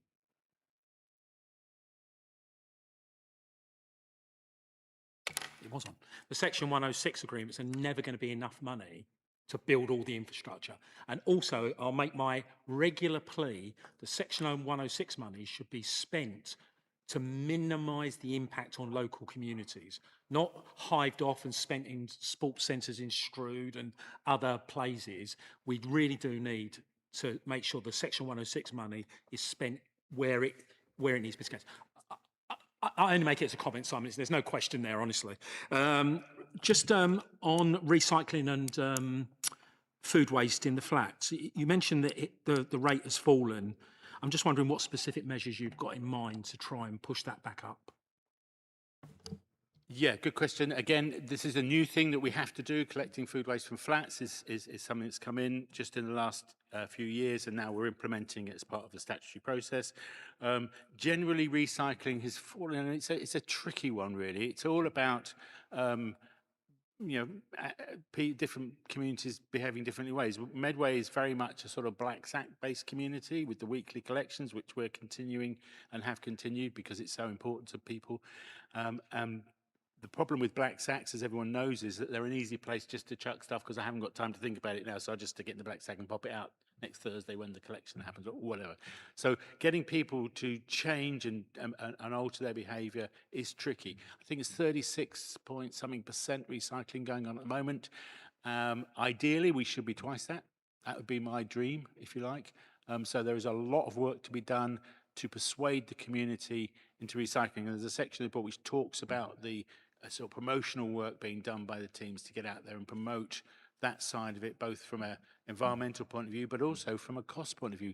Those recycling routes, when the money when the recyclates go into the waste stream, that's an income generator which reduces our costs. So the more we can recycle, the less costs we have on waste collection. It's a simple equation like that, because the companies like Veolia who send stuff into the waste stream get an income from it, and that reduces the cost to us. So there's a real benefit for everybody if we can get that recycling up. And we are quite far behind a lot of other local authorities, so there's still a lot of work to be done on there, which we need to get on with. Yeah, I think the converse to that is we actually send very little to landfill in Medway. We are one of the leading authorities in the country, so it is sort of balancing off. I think the average is about 13%, and ours is like 2 or 3%, isn't it? Absolutely right, but there is a key point behind that, which is important to note. Yes, you're absolutely right. This is brilliant. So our black sack waste and our sort of bin collection waste and stuff goes from the parks and it goes into the waste to energy plant down at Riddham Dock. And that's fantastic because that does reduce carbon impact of waste significantly, because that's a very efficient generator of energy. However, it's not perfect. It does give off, and there is a thing called carbon trading tax coming in the next few years, which will mean it will cost us more and more. The more we put into that, under the regulations as they come through in the next few years, it's going to cost us a lot more. So we do need to recycle more and put less through the energy to waste process, because it's going to cost the council more in tax. Look, I think everyone would support some sort of good communication plan for getting more waste recycled. Okay, moving on. So just getting onto the climate change element, because I know you're all waiting for me to come up with a climate change question. I've never said that the climate isn't changing. You'd have to be a bloody idiot if you thought the climate wasn't changing. But I just wonder whether we can focus a little bit on our limited budget and whether we've got the right balance between small schemes that to become more carbon neutral, or more carbon zero, which are going to have zero impact in the real scheme of things, and whether we should be spending more of our money on resilience and building offset against things like more surface water, the heat, for example. So I've got a specific question around, for example, the refurb of Gun Wharf. Are we putting aircon in there as a matter of to offset the heat that we're currently saying? Because of poor old Councillor MacDonald over there, he wants the new council chamber for meetings because he's having a hot flush. So and it is a serious point, right? Britain leads the way in terms of its carbon reduction. We currently account for maybe 4% of global emissions, depending how you go, 0.00001 of Medway's output. Wouldn't that money be better spent in resilience and adaptation to make sure that Medway's fit for a hotter summer and wetter autumns and winters? Yeah, it's a good question. Again, into the big debate questions that go on a lot within the behind the scenes, if you like. And Jill was nodding at me about the aircon, so I'm going to say there's a yes to the aircon. We're on officer's side on this side of the chamber, but you know, poor Ed Miliband is telling no to aircon, isn't he? Well, that's a really, again, I mean, what you can do is obviously how are you powering your aircon? That's the key. It's an energy. It's a high. It has a high energy use, but where does that energy come from? Now, if you've got a river source heat pump in the Medway, which is providing energy, which we've looked at and is a viable project, or if you've got solar panels all over the roof like we've got at Cossington Park, then it works and you can do it, and the energy is there. And we've had a brilliant. I mean, I think the return currently on Orchard Community Energy, which is again a community energy company over near Swell, is around about 6%. So they're doing all right, actually, as energy companies go, providing solar power to the community. It's generating plenty and it's generating a profit for them. So I think we can, and I'm pretty sure we can rely on solar power into the future, to be honest. Well, that's an interesting one because you've now strayed into the big debate because obviously the sun shines for 3 months of the year, and for 6 months of the year we're totally covered in clouds. So, but yeah, so I do think for me, if it was a Conservative administration, I would be actually saying to the administration, to officers, find schemes that make it we deal with the heat, we deal with the rain. So I was going to come to the resilience issue. Yeah. So what we've got, if you look at the Climate Change Action Plan, which the first sort of report back on it after it was refreshed last year has come through to Cabinet, and what we've got in there are 5 priorities. Knowledge and empowerment is the first one. So teaching people how to use less energy, how to cope with the world we're in now, all that kind of stuff, that all fits within that priority. The other one about resilience and resource use and stuff like that as well is in there, and that's about how we cope with these high temperatures, how we cope with the world we're in. The flooding issue is just as damaging in so many ways as it is the heat in some respects, and stuff like that. So how we deal with that. So I mean, I'm an absolute obsessed with planting trees, as people probably know. But if you plant a sizable tree in an urban area, the temperature difference between above the tree and below the tree can be up to 10 degrees C. So if it's 35 degrees above the tree, you're walking through a 25-degree heat below the tree. How would you not want that? To be honest. So there is that. However, trees need care and management, maintenance. They don't come cheap. They cost. So you've got to build that into. So how we get that balance between the resilience side and the retrofitting side, and how we also contribute to reducing the temperature of our atmosphere, which is so important. Those are the big questions. I will take this opportunity to say on the 14th of October at Mid-Kent College is the climate emergency action film is coming out for all members to go and see. I've seen it twice. The discussion and debate that follows it is brilliant because it really gets into these issues. Please go along on the 14th of October. And if you can't make it then, there's other dates coming up as I speak. In fact, I think there's one in a couple of weeks' time. So there are other dates, and we'll get those out to colleagues as they come up. Lots of venues. It is a really good. Chris Packham leads it as the presenter, but he brings in the voices of the general public and professors and doctors on experts on all this. Talks about the whole range of issues around that issue. resilience or fight the temperature, whatever. All that is considered in this film. It's brilliant. Go and see it. Okay, I've done thank my, you, Chair. my Final pitch for the night. Final Go. question, and you neatly segued into my final question, actually, Simon, which is great. So I know in the report, you want to see new green spaces, and I think who doesn't want to see new green spaces? But the problem is we're cutting back on the maintenance budgets. This year, I've lived in Medway since 2000. Okay, I've never seen Medway look so awful. Now, part of that is the drought, and the problem. But I did actually say to one officer, "Are we in the haymaking business now?" Because it looked like we were in the haymaking business, and we leave everything to grow so high, then we cut it, and I've got residents telling me that they've had to take their dogs to the vets because of grass seeds and everything else. So my specific question to you is, yes, I think everyone would support new green spaces, but and a lot of that comes from Section 106 money, but the problem is the council has the maintenance down the line. The council is in a terrible place for revenue at the moment. EFS is going to look like £100 million before Medway ceases to exist. And I'm wondering whether we need to think about, should that Section 106 money be spent somewhere else temporarily, rather than creating new green spaces that we're not going to be able to properly maintain down the line? Thank you, Chair. Thank you. Again, excellent question. I think what we have to be very conscious of is that with Section 106 funding, I'll get to the green space bit in a minute, Section 106 funding is a decision by the planning committee, not by the council. So it goes into the report for planning committee to consider, and there's a list of the conditions and the spending of where that goes. If the planning committee are happy with that, that's where that goes. Now, I'm not saying, and most of the 106 money goes on provision for schools and health and all those. That's where the big money goes. A small proportion of, I don't know what that proportion is, I can find out probably, what that goes on green space provision.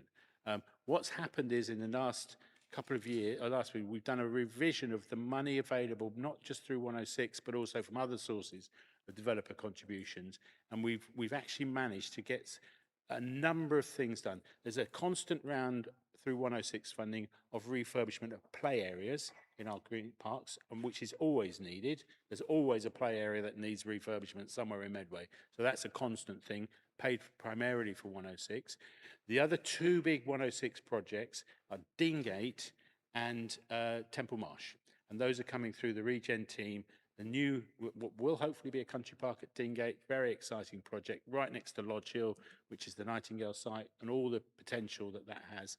That's now, phase one is complete, and it looks really good. I went for a walk there last week, and it's fantastic, a bit hot, but it was a great place to walk around.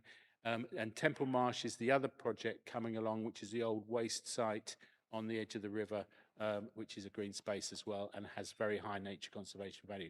Those sites will have a different management structure to your urban park, which is mowed short and bins are emptied every 3 days or whatever the process is. I don't remember, is it 2 or 3 days?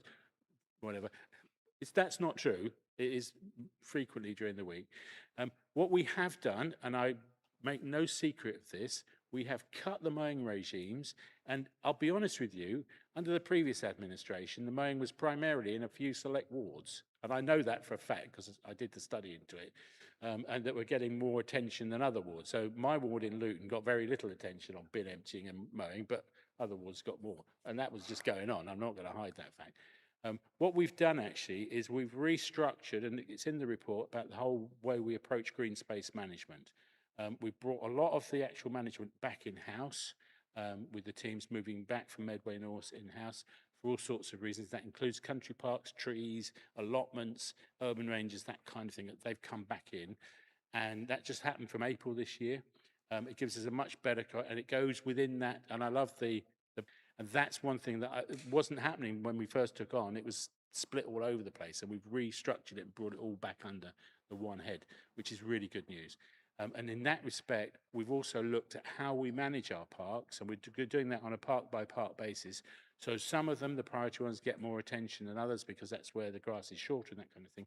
Others, we've reduced the mowing regimes generally, and that has a number of positive effects. Firstly, it's a good thing for carbon. The longer grass sequesters more carbon, that's the proper word for it, but also biodiversity goes up quite considerably. And anything that contributes to the sequestration of carbon, which is tackling the heat problem we have, and providing more biodiversity is something that's in the heart of the Medway One Medway Council plan as well. So all those elements around park management that we're doing now, that's what it's about. I hope that answered your question. Thank you. Next is Councillor. So thank you, Chair. Evening, Councillor Curry.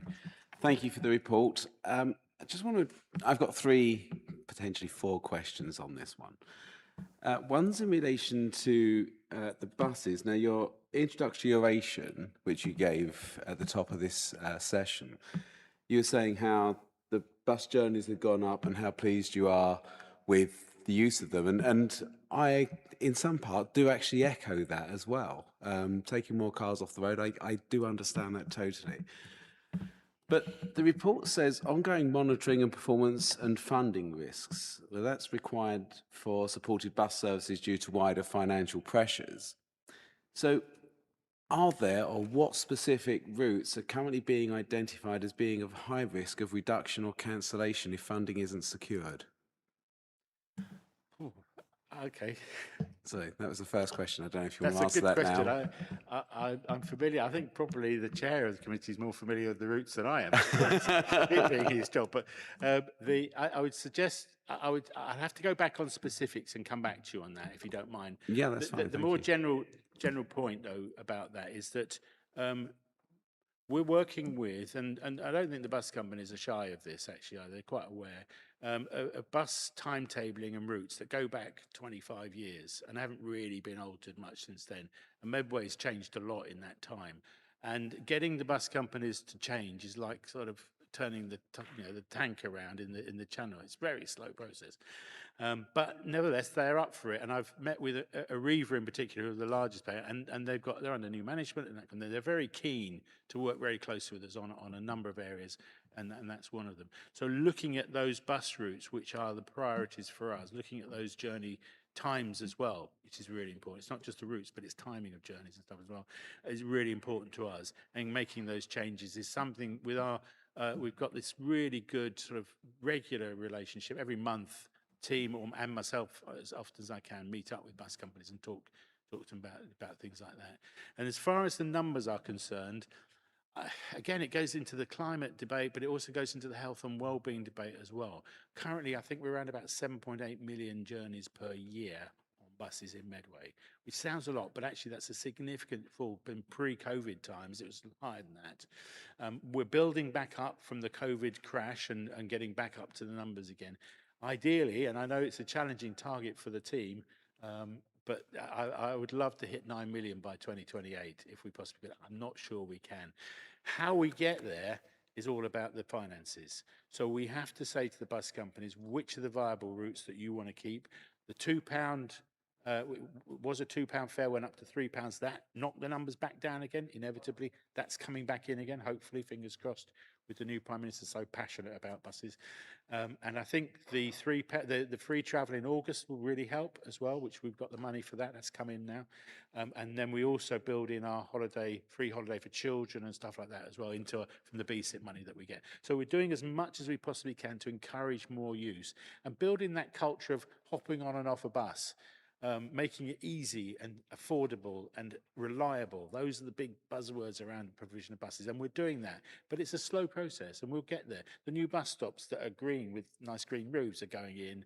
We're putting in the RTIs, the real-time information screens, are going to go in on as many as we can. That's starting to roll out this year, and we've got the funding for that. It's not coming out of Medway pockets, it's government funding for that as well. So that will all contribute to that, make it easy for any individual to hop on and off a bus as quickly as possible, as much as it can be in Medway. And then I think like I say, that wider community importance of it, and I think you'll be fully aware of this.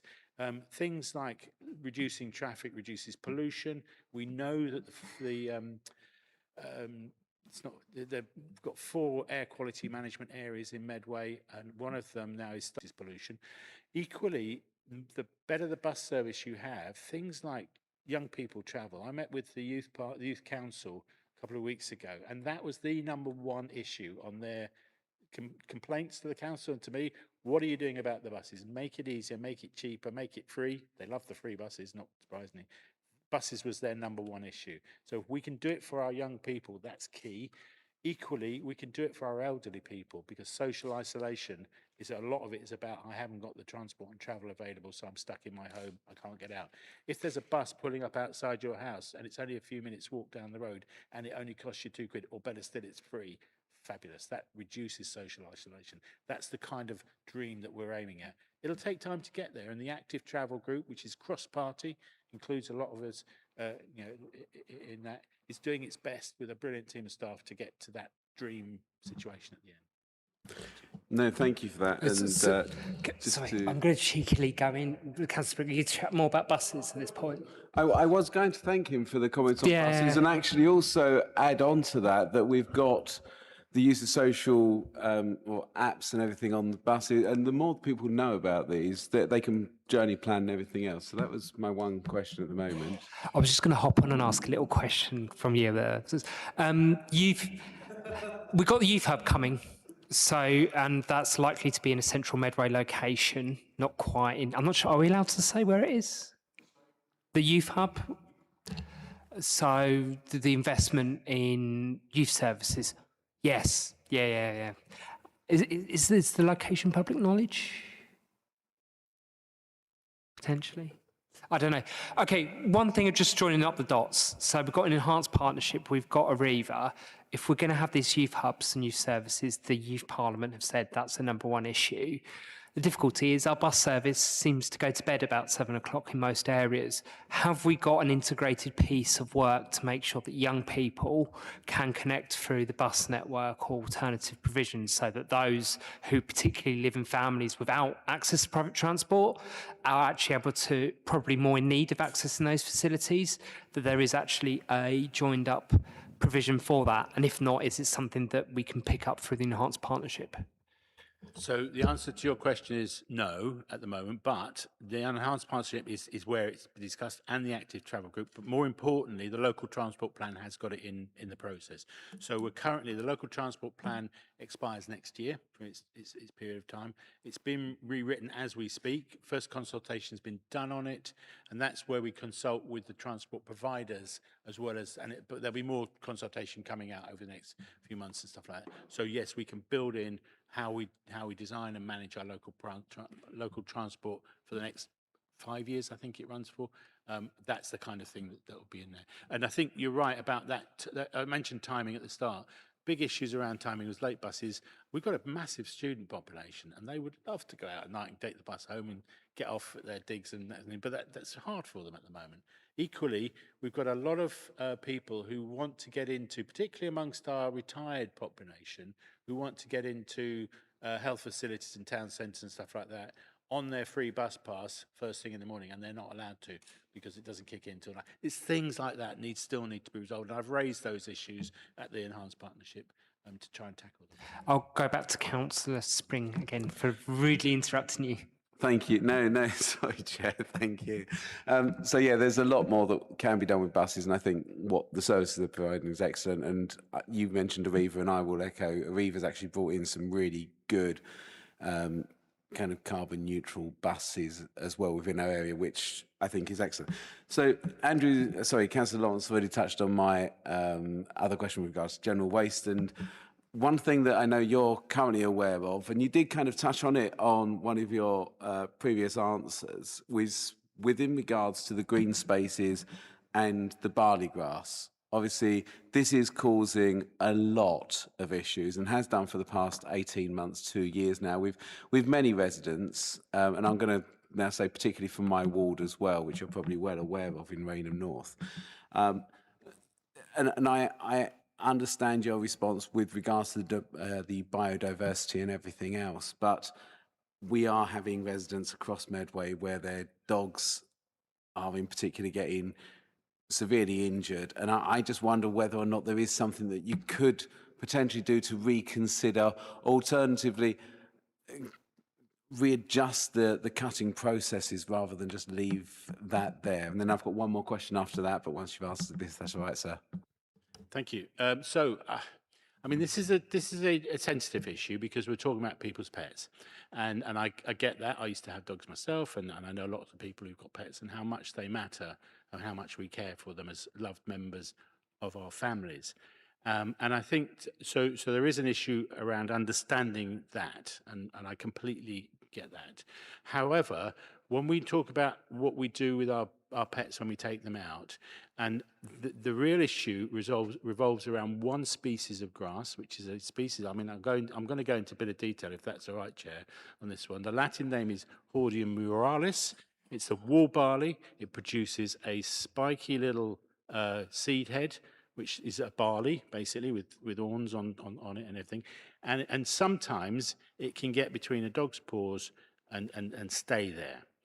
And then if it's not removed, it can, on very rare occasions, work its way in, and it requires a vet to remove it because it's potentially infected and stuff like that. That's the problem. And other parts of the dog's fur, it can get in as well, ears and other places if they put their faces in and stuff like that. Mostly it's paws that get affected by it. Now, I completely sympathise with a dog owner who that happens to their dog, and there may be a vet fee involved. But at the same time, the species of grass we're talking about is one of the most common in the country. It literally grows in every single park in Medway. It grows abundantly in our country parks, which are long grass and wild anyway and stuff like that. Now, the idea of going out and trying to cut down one species of grass across the whole of Medway to make sure it doesn't get into dogs' paws is impossible, literally physically impossible. How would we do that? And we certainly wouldn't want to go out and herbicide spray everything in sight to kill that, because apart from anything else, it's a hugely common species and we kill everything else as well. So the idea that we can do anything about it on any kind of scale is just not, it's just not feasible. So what you can say, well, okay, whereabouts is it causing a problem? Well, I've got one park where it's caused a problem, and we've cut the grass and we do that, maintain it, and there's areas where it's nice and short and stuff like that. I don't want to go into the details on specifics because that wouldn't be fair, but to try and control one species of grass to stop that, when actually, and no disrespect at all to dog owners, and having said that, I used to have dogs myself, and I ran a country park and the dogs would come in every night and be covered in stuff. You just need to brush the fur. That's all that's needed, and then the problem's gone, and it's not a problem. So I think there is a balance here on what the council is, how the council is expected to respond to a natural problem as a council responsibility. I can't see how we can be held responsible for that. I personally, sorry, just to interject, if I may, if that's all right as well, Simon, Councillor Curry. I think it's more down to the actual cutting of it, though. It just seems to be left, and it's not cut. And I think that's what the complaint and the issue is of many residents that I have, but also that I've seen across social media where this has actually been raised as well. So I think as I say, I do appreciate the biodiversity issue. But I don't think it's as simple as just brushing the dog's fur and making sure their paws are clean, because they're getting it whilst in the borders are all left. But if we'd cut to the borders, that grass wouldn't be there. That's I think my issue on this part. We'll have to disagree, because doing that, I mean, the cost alone of increasing mowing regimes, we talked about the budget for this council. We've had to reduce literally every non-statutory service across the council by a huge amount over the last 3.5 years because of the budget deficit issues we've got. Councillor Lawrence referred it to extraordinary financial support and all that kind of stuff. I mean, to then up the mowing regimes to stop a few dogs getting seeds caught in their paws, I don't see how we can justify it. It's a non-statutory service. We are literally doing what we can to maintain and manage within very tight constraints. And at the end of the day, much as I love dogs and I love dog owners, and as I say, I used to have them myself and looked after them, I had two, in fact, it's just not physically possible to manage something like that. I don't see how we can possibly manage out grass seed from grassed areas. It's just, when all actually the real easy solution is to brush the dog's fur when you get home, and that costs nothing. And it's nice and it's fun to do, actually. It's quite, the dogs love it. So That's fine. Thank you, Councillor Curry. And just the final one. Sorry, Councillor Spring. I'm aware that so far we've just had the Conservative group for 40 minutes. Oh, sorry. It was just and I've got this 6 is other one councillors very from 3 other small groups. one. So very quick Very small. Very Okay. quick question, very quick So answer. finally, on paragraph 7.1, page 24, it talks about the issue over the permanent emergency planning officer. I'm wondering whether or not, prima facie, the broader recruitment issue is because there's a hesitancy in recruiting because of the LGR, and whether or not people are fearing applying for the job because of that fear. Whether founded or not, I don't know, but whether or not it's found on the last in, first out policy, which is why we may struggle with that one. Thank you. I'd Thank like you, Chair, to for defer to indulging me. Taff, if I may, on that question. In time of emergency, it's always tough. Thank you. The recruitment issue is because there are a fair few people, fair few organisation from the UK HSA through KCC, still KCC, the boroughs and districts, all after the same gene pool. And if we want to get the right people in, as far as recruiting, there could be 50 applicants, and everybody's idea of they're qualified to deal with emergencies are slightly different. For instance, KCC had a number of baristas from coffee shops applying because they deal with the emergencies within the shop and stuff like this. So the issue was nothing to do with the LGR at all. The issue is just trying to get that specialist person from the gene pool that with the emergency planning DNA. Thank you very much. I'll go on to Councillor Williams. I've literally, unfortunately, I see the hands going in that direction, so I'm going around. So Councillor Williams is the next hand I saw. Thank you, Chair. And thanks for your report, Simon. Very thorough as normal. I just want to touch on the bus service improvement plan. As you're well aware, I think we spoke about this at the last Regen, the buses out to the peninsula are a bit hit and miss, to say the least. Now, are you confident I can reassure my residents that as the new housing comes in, they will have the improved bus service?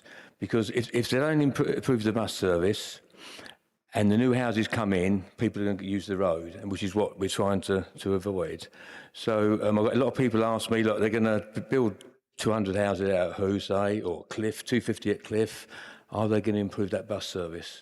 Because one of the things when we went to the planning on that, we just said, well, the bus service is non-existent after a certain time, so they've got to improve that. So is that part of the bus service improvement plan? So I can say to my residents that, yes, they're going to improve it as the houses come in, because if you don't, all we're going to end up is another 500 cars on the road again. So are you confident with that, Simon? Confident. I think probably confidence is a difficult word. You can never be 100% certain on planning issues and what gets delivered at the end of the day. However, what we are doing, and as I mentioned, we have the meeting with the bus companies that we on a regular basis. They're aware of the development plans for Medway. They're part of that conversation. Putting in new bus service. So we even had a discussion, we mentioned the East Hill development out at Capston, and I was able to sit down with the developer there and get 2 additional bus stops put into that development to make sure there was enough provision for that, even though that was a planning inquiry that we lost and the conditions weren't available, but they were happy to do that. So the developers are open to having the bus services going in and out of the new developments, so that is a plus, and we've heard that from the Developers Forum just recently as well. On the bus company side, I've met with Arriva. They are fully aware that they are looking to expand significantly across the whole of Medway with the developments, and they're looking to the investment for that and stuff like that. I don't know what the details are because they won't share that with me, obviously, but they're aware and they know that there's a big market here for them that's growing. I think in terms of the BSIP, yes, it's in there, the planning and how we encourage that to happen. We did try a route out to All Hallows last summer with subsidy going, and it wasn't used, which was a bit of a pain because it was a test really to see if it would work, a new route going out, a new bus service going there, and it wasn't particularly successful. So there is efforts being made in different ways. What I would say very positively, and this is where I do get confidence, is that the local plan is really making provision for this. So we've got the new bus hub going in at Strood Station, which is in the plan, and already Arriva have looked at that and have identified how that can be built in with the new development that's happening at Strood Waterfront there, and Strood Riverside development rather. So there'll be bus provision right next to Strood Station. That then will go use Canal Road to get out to Medway City Estate and out to Who. We've talked to the development companies for housing, new housing out at Who, and there will be a bus hub out at Who as well. So that puts in 2 additional major points for buses to be able to, and they will be charging as well. So they'll be capable of taking electric charging buses and stuff like that. So that's my confidence for the future.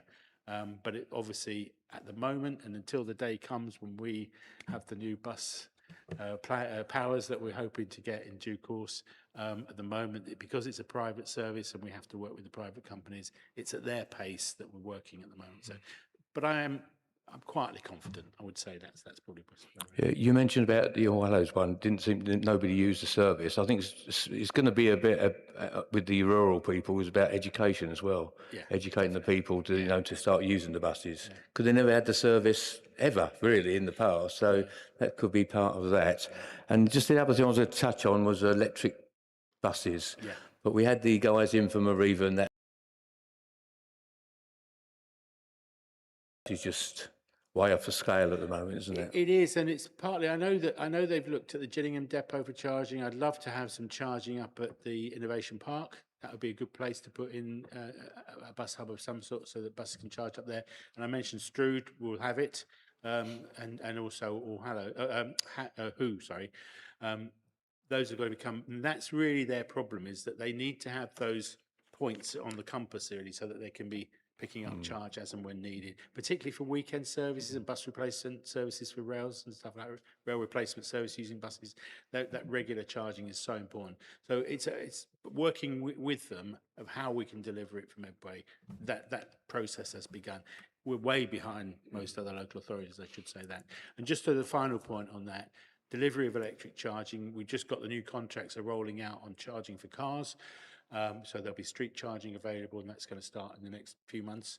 And also for the regional transport for the southeast, part and parcel of their new strategy, which was published just at the end of last year, is all about, has got a big section on integrated transport and electric charging as well. Not just for buses and cars, but for vans. Commercial vehicle charging is really important. So many businesses now would love to run electric vehicles if only they had points where they could charge. So delivering that for them is important. I think it's also down to power supply as well, isn't it? Can we supply the power for the new electric vehicles? That's another story, not a council thing. That's London's problem as well, which is the second one, I just want to touch on the appeals. You mentioned the appeals on there. I just want to say it's excellent news for the 800 houses that went to appeal at Wainscott, and it was turned down by the inspector. And I just, if this had gone ahead, it'd been absolutely devastating for the local community. But I just want to, if you could pass on my thanks, but I see Dave's here tonight. Was he gone? He's gone. Oh, he's gone. Pass on my thanks to Dave and his team for that, because they've done an excellent job there. And it saves a lot of heartache for the local residents. So if you just pass that on. Yeah, absolutely. I'm sure Joe will as well. Yeah. Oh, thank you. I totally agree with you. Next, Councillor Finch. Thank you, Chair, and thank you, Councillor Curry. Just a few quick questions, hopefully. On the buses, you started off in your introduction saying that the bus numbers are improving, and paragraph 6.15 talks about sustained growth as well. But then I read in 6.4, it says bus patronage fell by 4.5% to 7.49 million. Is it going up or is it going down? Oh, sorry. Yeah, I totally agree. The figure that was the result of the new charge, the £3 that came in, and people were. I mean, if you think about people generally who are using buses, I'm sure you're fully aware of it. But if you're paying £4 a day, on your journey back and forth to work or to school or wherever it is you go on a daily bus journey, and then suddenly it goes up to £6 a day, it really matters. I mean, that's, you know, that's a lot. That's an extra £10 a week, and people can't afford that. So the numbers dropped, and that was a shame, actually, to be honest. But that was a government decision that we had to live with. What we are confident is that the new Prime Minister has told us he's very passionate about buses and done a lot of Manchester. So we're looking that will probably come down to £2 again. In the meanwhile, we do the best we can. With the bus service improvement plan comes a significant quantity of subsidy from the government. And we use that for, obviously, improvement services generally across the piece, paying for new bus stops where they're needed, that kind of work. We just completed a lot of work at Chatham bus station where some resurfacing of it was needed, and we've expanded its capacity and things like that. So that's where that money goes. But some of the money also goes on subsidising routes. So we're hoping that we'll get more money with the government. And when we get franchising coming in, we'll have even better chance of that. But so yeah, it's an upward trend which took a bit of a knock because of that. So you've got a target of 9 million bus journeys. When do that's you my aspirational realistically target. expect to reach that? 2028 would be nice. But the officers are looking at me sideways when I talk about it like that. I have to confess. The second question is going on to the waste. And looking at paragraphs 5.2, 5.3 and 5.5, there are three figures there that have all moved in the wrong direction in the same year. Recycling's down, landfill is down, and fly tipping is up. What do you think's driving that, and what improvement would you expect this committee to see when we look at these figures again next year? I'm hoping you'll see drop in all of them.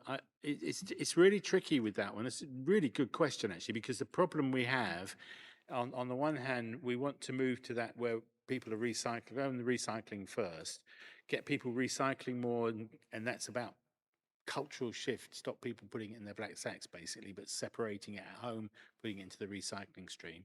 And that really goes hand in hand with all the promotional work that we're doing.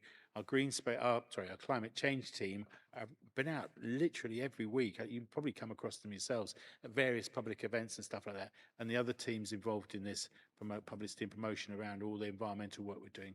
We're getting as much messaging out there as we can about how important it is. And I've even been doing the same myself at schools. A good example would be the naming, I don't know if you spotted that, the naming of waste vehicles. So we've been calling them different names, and I was at a school a couple of weeks ago where we launched it, and the children chose the name of the new vehicle and stuff. It's great fun, and it gets the message out. It gets it out to the parent use, which is really quite hard work, and it's going to take time to get. So the numbers go up and down. I would love to see them going up more in that respect. Sorry, you had another question about numbers. The other numbers was. It's when we can expect to see these figures next year. What do you expect? I'm hoping by next year. Yeah, it's really something, and I'm sure the new authority, when it kicks in 2020, it will pick it up and run with it as well. And like I said, I think I said at the start, financially, it's really important because there's money to be made in the recycling waste stream and savings for the council. So we've got to do it. It'd be really good. And just on waste again, 5.11, it's about the second brown bin scheme. You said you've reached 88% of the target. How many bins was the target? How many? Oh, that's a good question. I don't know off the top of my head. I can't remember the actual number. I'll have to come back to you on that one. Apologies. Okay. But basically, we looked at that process of people wanting a second bin, and we said, well, hang on a minute. Everyone gets one, which is fine. But if you really want a second one, that's a lot more work involved. So we'll charge for it. And actually, it's generating an income, which is great. But I'll have to come back to you on the figure for that one, and I'm sure that will get noted. And last one, it's on the climate targets. Paragraph 11.1 says 35 of the 42 targets have progressed. Can you tell us which 7 haven't, why they haven't moved forward, and whether any of those are now at risk of not being delivered within the 25 to 28 plan period? Not without all the spreadsheets in front of me. I can't do that off the top of my head, so apologies for that. But again, that's something I'll have to come back to. You don't know any that have failed and have not progressed? I'd have to go. This is a lot of information that comes through on some big spreadsheets. I'd have to go into detail on where they fit. I mentioned before about the 5 priorities within the plan, and then the priorities break down into deliverables in each area. So some are progressing pretty well, and others are taking more time to come through and stuff like that. And all of it depends on what funds and staff. They've got 3 staff in the team, so they do the best they can with what they've got. So, but I'll get that information for you. Yeah. So apologies for that. Thanks, Chair.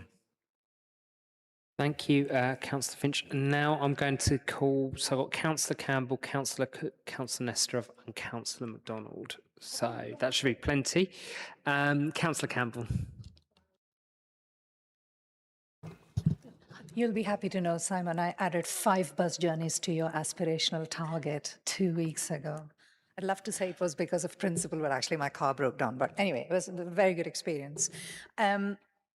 So I know you mentioned about the street cleaning and all the bin collections, emptying the street bins. Now, I know you said that you're pretty confident that is happening on schedule as contracted with Norse. I'm just getting repeated representations from residents in certain hotspots, particularly around the intra-high street. And I really feel bad because I've got this dedicated group of residents who are punching well above their weight in terms of all the stuff that they managed to do in intra. And I had this lady come to my ward surgery and just say, you know, we're doing all the culture and heritage stuff, but we just need some more attention on the basic bread and butter stuff, like the streets looking cleaner, the bins being emptied. And I have some sympathy because I walk around with my dog, and so many times Chatham Football Club, the bins are always, I mean, it is very frustrating to see litter right next to bins. It is just unforgivable. I do feel like it's just no excuse, is there? There's just right next to bins. But Victoria Gardens particularly comes up a lot. Intra-High Street comes up a lot. I just want your reassurance that you're absolutely confident that Norse are doing what they're contracted to do, because that's what I tell my residents. And obviously I'm supporting them with litter picks and what they can do. But what they want to know is that contract in place robust, and are you confident with that? Again, quietly confident, I think, is probably a better way to say it. What we've done, just on the intra issue, because it has come up a lot. I met with Yvonne, and I've met with the PACT group, and 1 or 2 other of the residents as well along there. So I do know what the issues are there quite a lot. And obviously, in fact, I've got 551 property. I've got the information here, actually, properties in intra.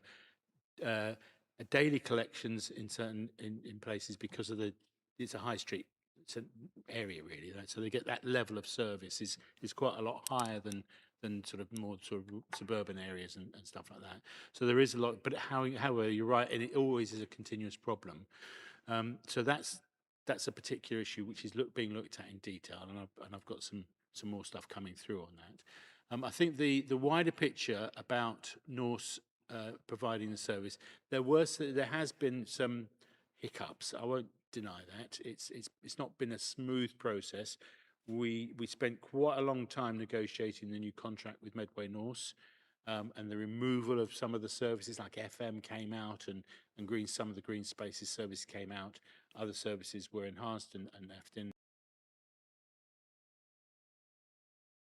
Contract signed and delivered. We have the new business plan in place. We have the new governance structure for Norse is all in place, and that's now moving forward. But that's taken time, and it's been difficult.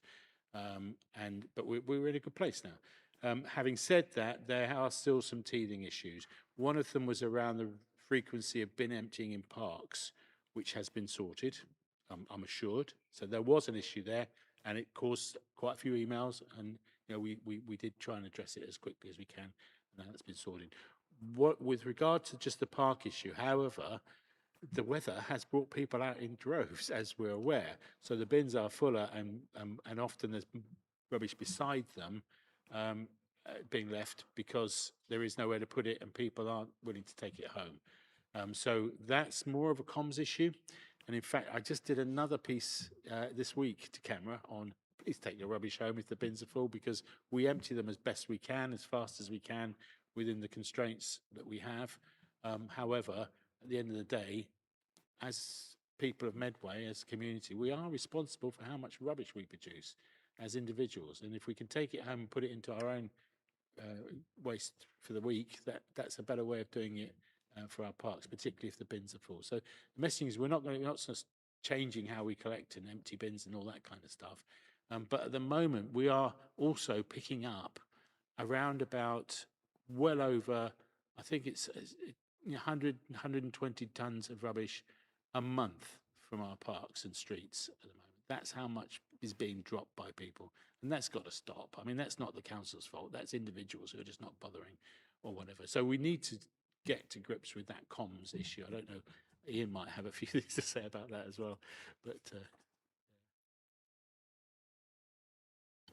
Chair, is that all right? That's very all right. Yeah, in terms of Chatham Intra, it's kind of a victim of its own success because you've got this 5-day-a-week collection. There's always black bags out there.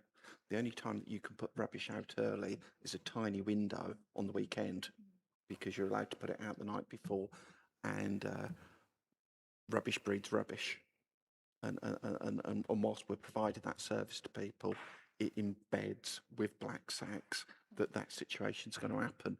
And it is really challenging as an area, but there is a service we are delivering for those residents because it recognises the nature of the properties there. In Medway, there's a decision that it's not a one-size-fits-all approach to managing waste, but intrinsically, when you've got a black bag there, it attracts more rubbish. They're like little magnets. So there's a piece of work that we need to do there. In terms of the intra generally, I made inquiries, and apologies for going off track. I've had very few reports of antisocial behaviour, although the messages come in that it exists, but it's not reported. And I become really boring about making people report things because if it doesn't exist, I can't get it on the agenda with the police. And I had some comments about graffiti. I look back for the last 3 months, we've had 2 reports of graffiti. So not to be boring, people don't report things, it doesn't exist. Sorry, can I get back there, Chair? I'll have an offline conversation with you, Ian and Simon, about Intra, because we do need to do some work there. But I think I'm very fortunate that the groups of residents who've been in contact with me around Victoria Gardens and Intra, they're actually very dedicated to doing their bit, and they're going out regularly litter picking, and they have a fair amount of sort of understanding of council finances and difficulties and things. But what I don't want is for them to be disheartened that they're doing their bit. I just want them to know that we've got their back, that we are making sure the contracts are being delivered properly. And yeah, but people have got to take their litter home. That's just people's responsibility. I do understand that. Thank you. Thank you. Yep. If I can, Chair, just mention one thing, and again, there's some comments coming out about it. We've just introduced a new voluntary litter picking support package through our libraries. So all 15 of our libraries are going to have litter pickers, bags, and stuff like that available, and information on what to do and everything like that available across. As it started in July, so and all the comms is being done for it now. So we're very keen for litter pickers. I think they're the best in the world. People who go out and do this. I know we all do it ourselves, actually, to be honest.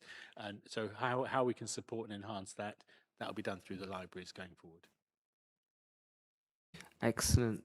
Thank you very much. Councillor Cook, please. Yeah, you couldn't have set me up better for what I was about to say.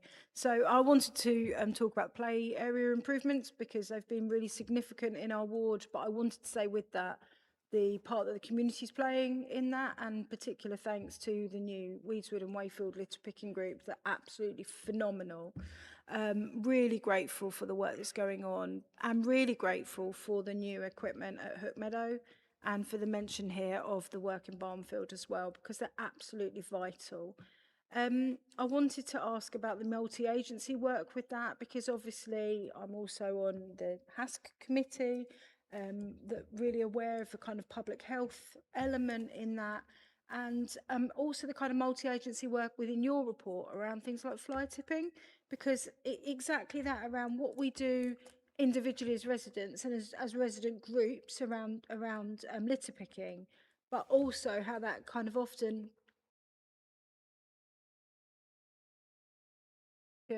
work together and look at the best way of keeping our areas really well looked after, working multi-agency around firstly the prevention and sort of solving problems like fly tipping and making them really great areas to use. But secondly then, how we can work with other parts of the council services so that we're really using those to the very best of their ability. Thank you. Yeah, thanks for that. Really good question. I mean, I think the question around multi-agency working, that almost, I feel, and correct me if I'm wrong, that sort of fits within our Marmot principles approach to things because of all the wider benefits. Something that I'm looking at Jill, it's going on already, I know. So there is an issue how that can be shaped within there. And I know as a member of the Health and Wellbeing Board, issues around use of green space and health and stuff come up quite regularly within that forum as well. But yeah, definitely, there's more we can be doing. Jill, want to come in, and I'll come back on the fly tipping issue in a moment.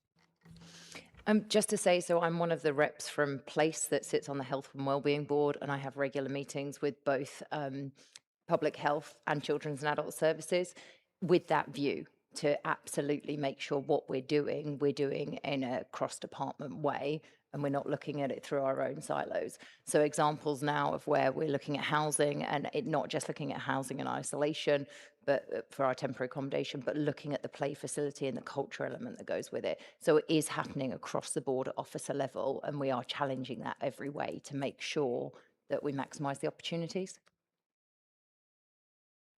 And just going back, I'll come back to Ian if I may in a moment on fly, but just one thing, I have done something on fly tipping again today as well, actually, with KMTV. One of the big problems with fly tipping is the illegal companies who knock on doors and say, we'll shift this, that, and the other, unlicensed people, and then it ends up on a roadside somewhere. Please, I'll put out to the public, don't do that. Simply just don't. Make sure, if you are getting rid of waste licenses, I'll pass over to Ian on that as well, because it occupies a lot of his time. That's okay. So in terms on that aspect, we take quite a large number of prosecutions under a failure of duty of care. So if you give it to one of these rogue businesses and then it rocks up in a cardboard box, you're responsible for it. You explain to us how you discharge that duty of care. So the work that Simon does promoting using licensed waste carriers is excellent, but we also challenge those people that don't do it. In terms of fly tipping, it is a challenging area. We've got that combination of rural where we get deliberate over criminal fly tipping, then we get opportunistic fly tipping, which is people emptying properties out that are rented, and rather than disposing of that furniture, it magically appears. Officers tackle it. We've got a good success rate in comparison to our neighbouring authorities. But as you all collectively know, Medway's a complicated area. And it's, to use one of Simon's phrases, it's a forever project, and we'll keep doing that. And just one final mention of our HWRCs. The service there is fantastic. We have a 94% public satisfaction at our HWRCs. They will take pretty much anything, so there's no need to fly tip. We provide the service, and it's free as long as you put yourself in. So I really do suggest that people do that rather than drop it on the. Yeah, if I can just very briefly just echo that, I absolutely agree, and the people that work there are really kind, really helpful. It's a great booking system, really easy to use, and I say that as a resident of Capstone Valley. So thank you. Thank you very much. So just to end this session, I've got Councillor Nesterov and Councillor MacDonald. Oh, and Councillor Peake. Sorry, apologies, Councillor. Councillor Nesterov. Thank you, Chair. Thank you. The thing is, by the time my turn has come, all the question I had has been asked about buses, about the recycling, about the crisis officer, planning officer, and about fly tipping. But I want to add a question here about fly tipping. So recently, it's been an ongoing complaint from friends of Gillingham Park about the size of the bins.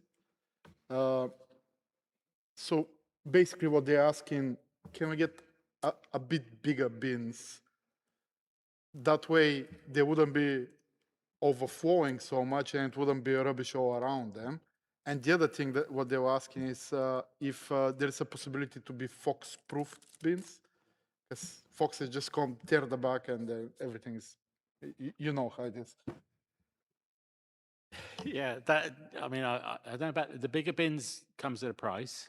I don't know how that would affect the contract. It probably would. I can ask the question about that and come back to you if that's okay. Obviously, bigger bins need, that's the capital expenditure on buying bigger bins and taking out the old ones, replacing. And then whether we'd have to then pay the which would be Medway North, because the bigger bin, more quantity, they'd change the charge. I don't know how that would work. So I'd probably have to look into that one in a bit more detail. As regards to foxes, I know I love foxes actually, but I've got a pesky one who comes in my garden all the time, digs up my veg. But the how we deal with the fox issue is a forever problem. I mean, you mentioned for everything, if they can get in, they will, if there's food in there, and that's always never going to go away. But so I don't know what the answer to that one is, I'm afraid. Sorry. Maybe somehow closed bins? Or, lids obviously help. Yeah, Yeah. that's the only thing. But they're even good at opening lids, you know, so they learn quite quick. But yeah. But if you could come back to me Sure. with the Yeah, bigger one. definitely. Thank you, Simon. Thank you very much. Councillor MacDonald. Thank you very much, and thank you for the report, Simon. It's really good. I know, look, I know you're diligent. You're always on top of your portfolio. I know you are, and there's so many good success things in this. I think it's brilliant. However, I have got to talk about Norse. I'm sorry, they are doing a really poor service, and it isn't right to sit here. It'd be wrong for me to sit here and actually say to you, you are the portfolio holder, for me to say that I'm satisfied. I know you're cautiously satisfied and you've done a lot of work getting them around that table. You've done some amazing stuff, but their level of delivery is poor. And I'm talking from Gillian's point of view, and Ian's here, Tony will know. You've got even, you know, we do litter picks. We go out on weekends and we take photos of dumped rubbish to send to Norse, where they've driven past it. Ian will be able to tell you because he gets all our photos. I'm sure Norse and Ian and Tony and the team, a red flag comes up when they get an email from us because it's non-stop. But actually, walking around the streets with the weeds, the grass, the state of the roads, I don't know whether it's, I think it's across the area. I don't think it's just Gillingham, because I know you don't, I know we'd make sure, you know, our areas, Balmoral Gardens is good and our open space is really good, you know, it's great. And bigger bins would help. But small things, Simon, just to take back, small things about a round table would be good. You know, an ongoing complaint I've had, it's a shame the AD's not here tonight, is to have those cleansing. Ever since I was a councillor, we had the cleansing schedules. It might catch us out sometimes because someone will say, well, what day is so-and-so? And I say, it's always on a Thursday. And maybe one week, all of a sudden it's not because of the weather or because of whatever. But there shouldn't be that hidden stuff around not giving us. If we're out litter picking for them, we're doing it every week for them. And so are residents. You've got Love Gillingham, you've got amazing groups across the area doing a lot of their work. When they drive past a mattress and a fridge, I know it's been dumped by sometimes HMO properties, landlords, definitely them. When it's been dumped by them, just to report it in. Just, you know, if we're doing it, they should be doing it. And you know, like I say, you really held them to account around the table, and I appreciate that you did. But I just think they could do a little bit more, and I think it's poor. And you know, if we want to encourage, we have residents, of course we do that fly tip. When people come to us, as all councillors around this table, we would say, when they say, oh, it's fly tip, it's the councillor's fault. No, it's not. It could be someone up your road that's dumped that in your alley, or someone up your road that's just dumped that at the end. But if we're trying to get a different opinion into people's minds and try and say keep clean, they don't want to see a fridge sitting at the end of that road for 3 weeks. They don't want to see it. They don't want to see rubbish just dumped there, or rubbish that individuals shouldn't do. And I know black bags, you're going to hate this. They shouldn't dump black bags by the side of one of our bins. But actually, when the crew pulls up and don't take them because they're not in the right colour and bags, I know that's a contractual thing, but it's a poor view. Anyway, that's that one. The only second one is a plea. The recycling is going well. We have a lot of residents that are saying they want to recycle, and they really do, but they can't get the bags. And the libraries used to do the recycling bags, and the libraries used to do a fantastic job giving out. I know they would sort of give half, but they'd give out some of the bags. And now I understand the libraries don't give the bags now. They're not allowed to. And you've got the volunteer litter pickers in libraries, but if you go into one of our local libraries in like Twiddle, they won't have the bags. And all of a sudden it stopped. And it may be cost from, I don't know, but actually we need to encourage people. But that's all. You don't have to answer long on that one. But On the bag issue, can I go to Ian on that one? Because I think I know the answer, but you probably know better than That's okay. So Tony Lee and I took that on about 5 weeks ago, and we're waiting for 2 container loads of, I take it we're talking about the plastic recycling bags. We're waiting for 2 container loads of those to appear in the North Depot, and then we'll start the process of getting them out to the libraries. But we've got, or I physically got no stock to give Tony, and I know Norths have them on order. But as soon as they come, so that hasn't been cut. That seems to have gone that way. I don't know. Why isn't it? Why haven't we got stock, Ian? I don't know. What happened with that, or does Simon know? Why haven't we got recycling bags in stock? So that I don't know. All I know, when I've sent Tony down there, they've not been available. I've been told they've been on order, and literally I've got staff ready to send them out. But remember that order of the bags is a bigger lot, because they're the bags that people get on their doorstep. No complaint with Ian and Tony. They were amazing, by the way, Simon. The team are amazing. I like to say they must get fed up with me, but for you to take back to North why they haven't got stock is bizarre. my understanding on that was that there was a delivery issues, and they don't know. So I don't know the full story, but I will follow that up as well with Ian.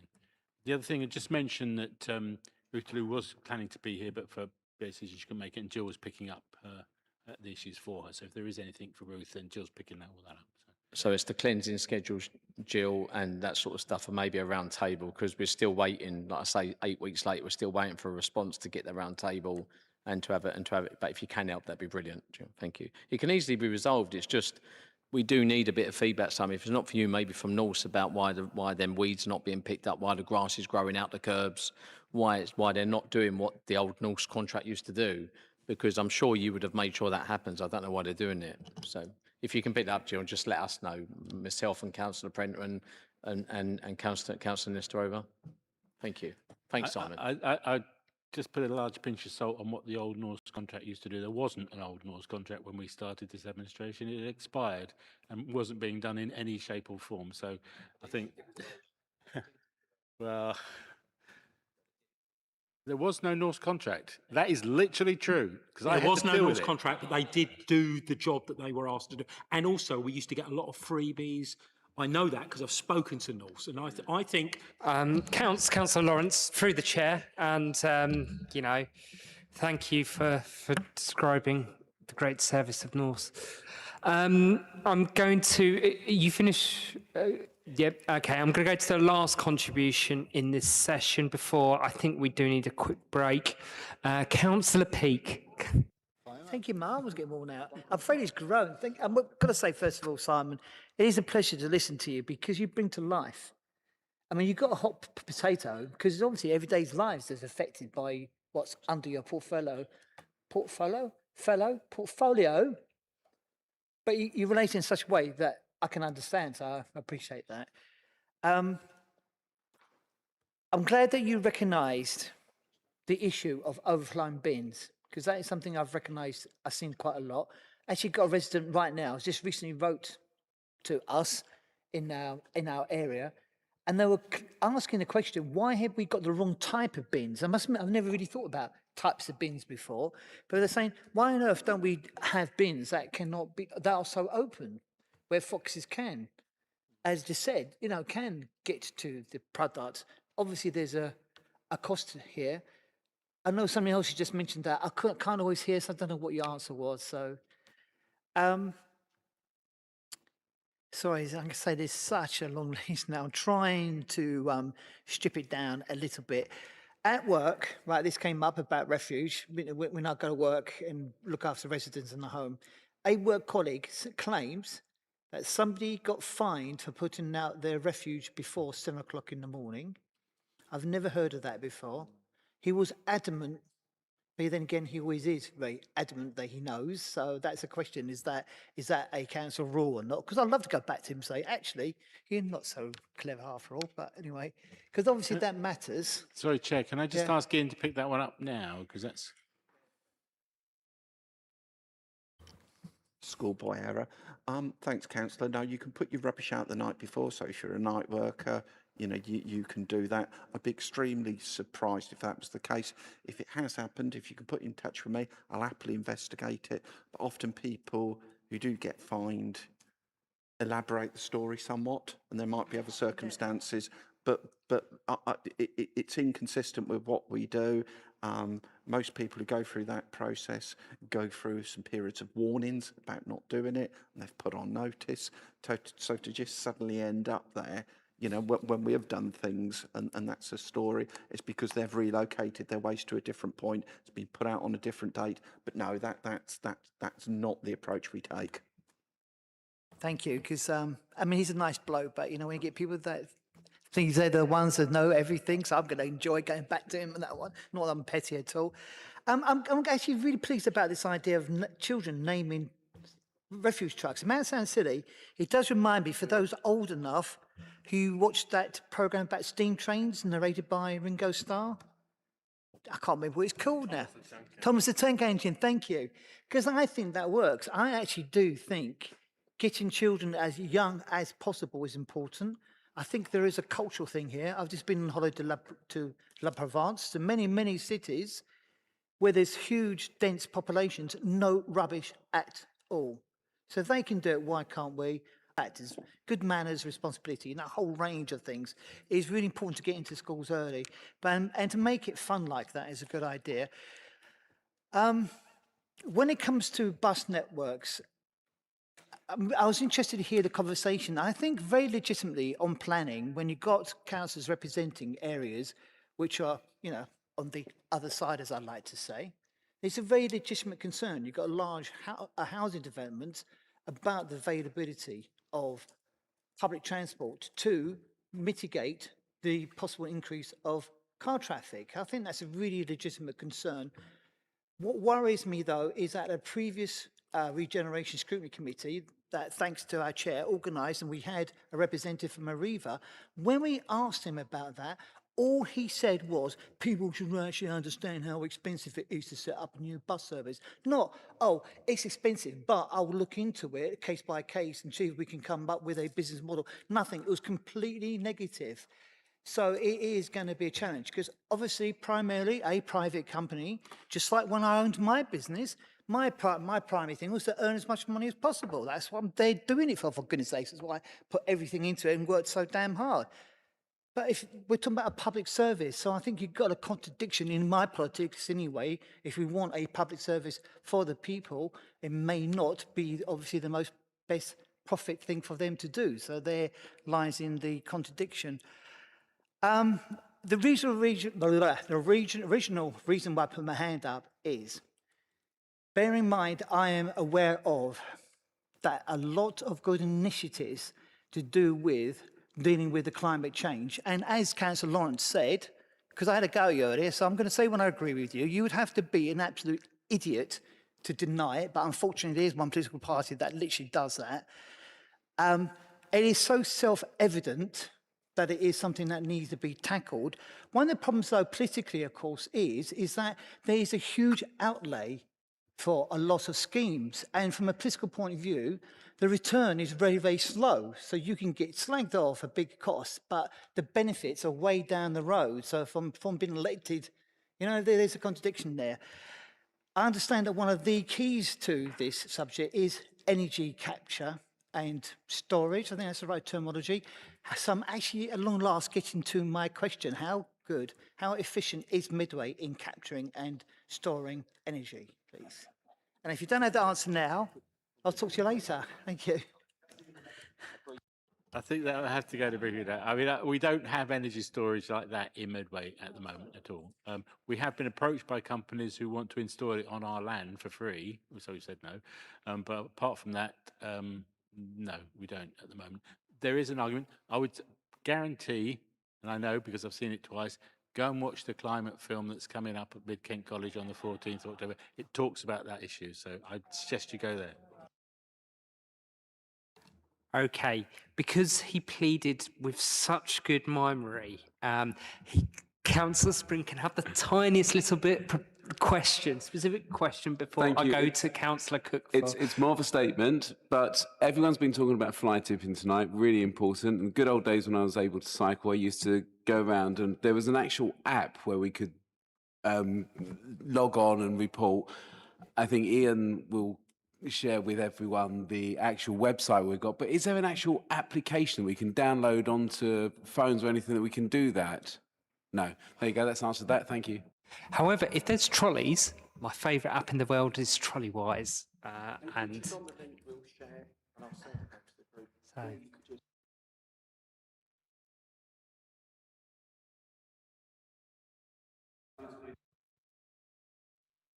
Okay, this was a quick point. Thank you.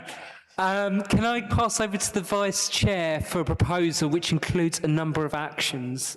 Some of them we might just need to review the YouTube to get the specifics, but hopefully we've got most of them there. Yeah, so I hope I've covered everybody. So I've got the briefing re the changes to the bus routes. I've got the information about the additional waste data. I've got the update about bigger bins. I've got the request to specifically share the cleansing schedules with councillors, but that wider request about a potential round table looking at the Norse contract. And I've got the action to share the fly tipping link. I believe that's all the actions. Councillor MacDonald? It's really good. You got it. So good. But slight correction, just so don't frighten everyone in Norse. Mainly Jill maybe getting and Ian getting a bit of a round table together to look at the issue because it's gone on for so many weeks now, just to have a little look at stuff. That'd be brilliant. Yeah, and the thank you. cleansing schedules, Esther. Yeah, thank you. The cleansing and collecting schedules. Other than that, the committee's asked to note the report. Thank you. Is that seconded? Is that agreed? Thank you very much. I'm going to, just because it's so hot, we're going to take a short break. We'll come back at 20 past. Do you mind if I just say one final thing? One tiny thing, yeah. I just want to say a huge thanks to Jill and to Ian and to Taff and obviously Dave and Bex here earlier. The officers, I could not cover this without the support I get from the officers. So big thanks for that. Yeah. The committee.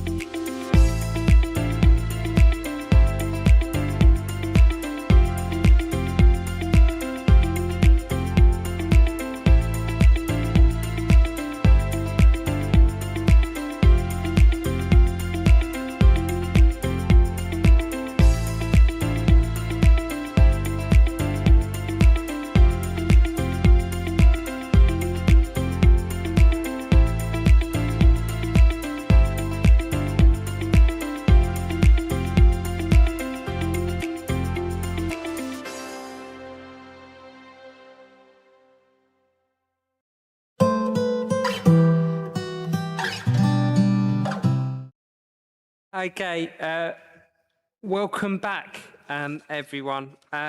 So we're on to the final straight, he says, and he realises the next item is Public Space Protection Order, Renewal Nuisance Vehicles. So therefore, I'm going to pass it on to Ian Gilmore to introduce his report. Thank you, Chair. Good evening, councillors. I'll try and be as brief as possible on this front. It's a renewal of the order. It's been successful during its duration. We've gone to a public consultation. We've got 875 responses. 90% of the population, or 90% of the population, I wish, 90% of the responders did that. The report outlines what the ask is, and it is a straight renewal. It also lists the work that we've done to date. And it also explains that it's already out of date, but at the time of the report, we'd issued 234 and resolved 234 FPNs for this behaviour. It is a challenge. It's not just a challenge for Medway, it's for the whole area. It's a common problem. We've outlined in there as well the concept of how this is going to merge in LGR and what Dartford and Gravesham have got. I've listed out the places, the hotspots that we've got in the area. I don't think it will come as any surprise, but they can't be perceived in isolation. People come along hauling, go into Strood, up to Ratcliffe Highway, come down, head through Medway, go out the other side. And those tickets aren't, whilst they might be issued at particular points in that cycle, they're issued for cumulative behaviour. So it would be wrong for me to highlight one of them. Tickets have been issued, multiple tickets in all of those areas, and we'll keep working. I will say, and you know, all of the work is done by a team of 3 people. This is only one of their jobs, and it takes place in the evenings, and they work in the evenings with Kent Police. It is really challenging because it's the same team that deals with our travellers during the summer, deals with the high streets in the summer. So it's a big ask, and you know, there's a big thank you to them for working out of hours doing it. Thank you, Ian. And I also just want to say thank you to those officers, and given the amount of pressures that they're likely to see, and the behaviours are probably not necessarily the best. So it could be a tough job for them, and you know, thank you to them for their service. I think, as you said, that there are a number of areas, and I must say in my ward, particularly this summer, it just seems to be that much more noticeable, probably because it's hot, people have got windows open. But particularly in the case of Strood Retail Park, I mean, I've been around the car park, there is fresh rubber every day, it seems to be there. And you know, my residents report, you know, there's some very expensive vehicles and some very young people involved. And you know, but it does have a real impact on people's quality of lives. You know, I think I've just checked in with my wife, and luckily today they don't seem to be there. But you know, young families trying to put people to bed, it's absolutely horrific, and we know the impacts of that. So you know, I just wonder though, actually, the question you've got in mind, there is a team of 3, is that doesn't seem to be enough. That, you know, that resources, and, you know, you know, I suppose it's a question of, and again, obviously, you know, we're going to come to the budget, we're going to speak, you know, and obviously we're in tough financial issues as we go forward in a long to medium term, but you know, do we need more support and more resources within those teams to make sure that we can be more effective? Or is it around, you know, the multi-agency approach? You know, what do we think we can do to really strengthen and make the PSPO more effective so that people just don't hear nuisance vehicles every day? Thank you. And it is a challenging question, because all of this work takes place in partnership with Kent Police, and they work with those officers really well. And there's also a huge recognition, because lots of this work is done by the specials, because obviously the police are extremely busy. So there's a dedicated operation that takes place. Yes, you could do with more resource, and it's a very Councillor Lawrence question. If you have more, you can do more. And that's the reality. But equally, I'm mindful of the position that we're in, and me coming and asking for those resources is probably not the appropriate time to do it. What I would say, that I know I've described this little route that we do, but actually quite often these people come over from Essex, come over the bridge, come all the way from Dartford, Gresham, through us, down to maybe Maidstone or Swale. Now, when my officers are working with the police, they don't respect the boundaries. They go off and the police will issue the PSPOs in other areas. And I know what you're saying about that area, and there are multiple tickets being issued there. But equally, I temper that me and you being 20 and having a Vauxhall Corsa and going for McDonald's is not something that issues this ticket. And it's not to discourage people from quite reasonable behaviour. It's when it becomes detrimental to all of us. So what will happen is officers will often go to different locations to prove beyond doubt that in this convoy of ne'er-do-wells, you've not suddenly ended up in the middle of it and get a fixed penalty notice. So there is some work, and it's not just a case of finding them. Probably your location and some of the other points are easier, because if you're doing donuts around the pay and display machine, that's an instant FPN. Kent, locally, police have really embraced it and worked with us. And remember that what it also complements is the Section 59 provisions that deal with nuisance bikes in green spaces. Thank you. I've got Councillor Nestrov, then Councillor Spring. Thank you, Chair. I have a few questions about the scheme. First of all,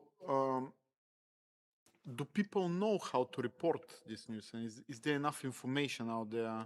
Because can we make it easier for them? Like it was mentioned in the previous conversation, an app would be very helpful that you can report, and then you can collect all that data. And the more accessible it is, the more data we're going to get. That's my first question. Should I give all questions? Second question is, we're talking about resourcing, and I was thinking, can we just deploy some ANPR cameras at these hotspots and keep them there for some time, so we can get these rule breakers, issue fines, and hopefully prevent them from doing it again? And if we don't use cameras, how often do you actually go to these locations and enforce? That's my question. Absolutely. And just to jump on your number 2 question, a lot of these areas will be private land, not public highway. What powers do we have over private landowners, again, Strood Retail Park, to actually make sure that they're doing proper provision and proper road design to prevent this? I'll try and answer them in the right order. Most of these reports go to Kent Police. You know, it's not intrinsically a council issue. We get reports from residents, but overwhelmingly it's reported to Kent Police, and that's the appropriate place to send it, because the officers work because vehicles are stopped, and you have to be a police officer to stop a motor vehicle. So sending them to Kent Police is good. Maybe reinforcing that. We do have a page on the website that talks about nuisance bikes, and I'll review that. In terms of ANPR cameras, I'll deal with that, and then Chair's point. It's very difficult to isolate it to a single incident. And I know Dartford have put an ANPR camera down. They have a road, the lower road from the tunnel to Greenhithe, which was a particular spot, and it worked well. But within a matter of weeks, the people are simply relocated to a different area. And as I said, lots of what takes place is a bit of a transitory process. So it would be the only way to do this is kind of, I wouldn't say feet on the ground, but feet in the car, to follow them and to document that behaviour. Kent Police don't just do it with our officers, they make use of the app by themselves. So in terms of the number of times, through the summer months, I'll often have officers out over the weekend every week, trying to deliver that. And you can, in terms of what you said about private property, the solution to this has to be a partnership approach. It's not the council, it's not Kent Police, but it's those landowners, and in particular Strood Retail Park, that has this problem. They're working with us both in terms of putting the cameras up and considering putting time constraints when you can be there. So you can be there to have your favourite chicken-based meal, but I'm on the BBC now, but no longer than that. But I go back to that point. It's not to discourage young people from meeting up and being reasonable. You have to go beyond the pale to be caught by this. And occasionally, you know, in these figures, we have caught, as I said, somebody in the midst of this who's trying to leave. But it is challenging. And it's one of those things that I think as we emerge into the new authority, I think we can make a lot more of a good approach. Part of putting the order up is I am paying to renew all of the signage as you come into Medway and come up with some stickers. Part of that will include information about people, how you can report it. So say in your area, when you go into that site on the lampposts, there'll be notification that there's a PSPO, and if you think somebody's infringing it, how to do it. Kindy work with us and they report information. And it's hard. Because you've got the PSPO, it doesn't stop the situation. And I've mentioned the 234. There's probably 3 times that where Kent Police and the officers have spoken to people and discouraged them from doing the behaviour, but it's not going to stop it. And I came prepared for Councillor Lawrence, because I know speeding's been a criminal offence since 1896. People still speed. So none of these legal tools are going to prevent this happening. But what we've got to have is a proportionate reaction. Did I answer that? Thank you. Councillor Spring and then Councillor. Thank you, Chair. With regards to the electric bikes, which I do find rather irritating personally, Section 32 of the RTA 88 is illegal for anyone under the age of 14, and we see lots of them. The thing that I see, and many residents also contact me over, is the use of mainly the electric bicycles, where the young people, more often than not, are cycling down the middle of the road, in and out of the traffic, which is incredibly dangerous, and nothing ever seems to be done with that. But then we've also got the motocross type bike, which are usually completely uninsured and have no number plates on it. So trying to catch those is near impossible. And I personally got confronted by a rider whilst they were riding in front of the McDonald's and Better Italia in Hempstead Valley a couple of months ago. They literally, and I was on my crashes at the time, they literally threw the bike down in front of me and told me to get out of the way. And I said, no, because you shouldn't be in cycling here. Or riding your bike around here. So that was a bit of an altercation, to which the security guards actually came out from the McDonald's and the main shopping precinct on it. Pardon? No, I should have, but there we are. But the other thing is, and we're talking about these partnerships, and I do think that we have a really good partnership with Kent Police. And I was talking to Councillor Lawrence earlier this evening about Hoeth Way in kind of Hempstead. And every Friday night we are getting, all through the social media, all you hear is reports of people doing this. And I echo the comment you made about getting this potential app. I think it would work, but the Kent Police are doing so much work on Hoeth Way, and it needs to be recognised and thanked for what you do and what Kent Police are doing to try and alleviate all the speedsters and everything that are turning it into a very dangerous racetrack. Because I actually said to some people privately, on a Friday night, we should just go out in a convoy and just go up and down the dual carriageway at 20 miles an hour, because they'll soon get fed up and move elsewhere. But all we're doing is shifting it somewhere else. But it wasn't really a question. It was more of a comment of thanks, really. Thanks. Councillor Lawrence. Thank you. You know my view on PSPOs. If you can't enforce them, you know, why have them? And because you put these things in place and then people don't see any real consequence to them.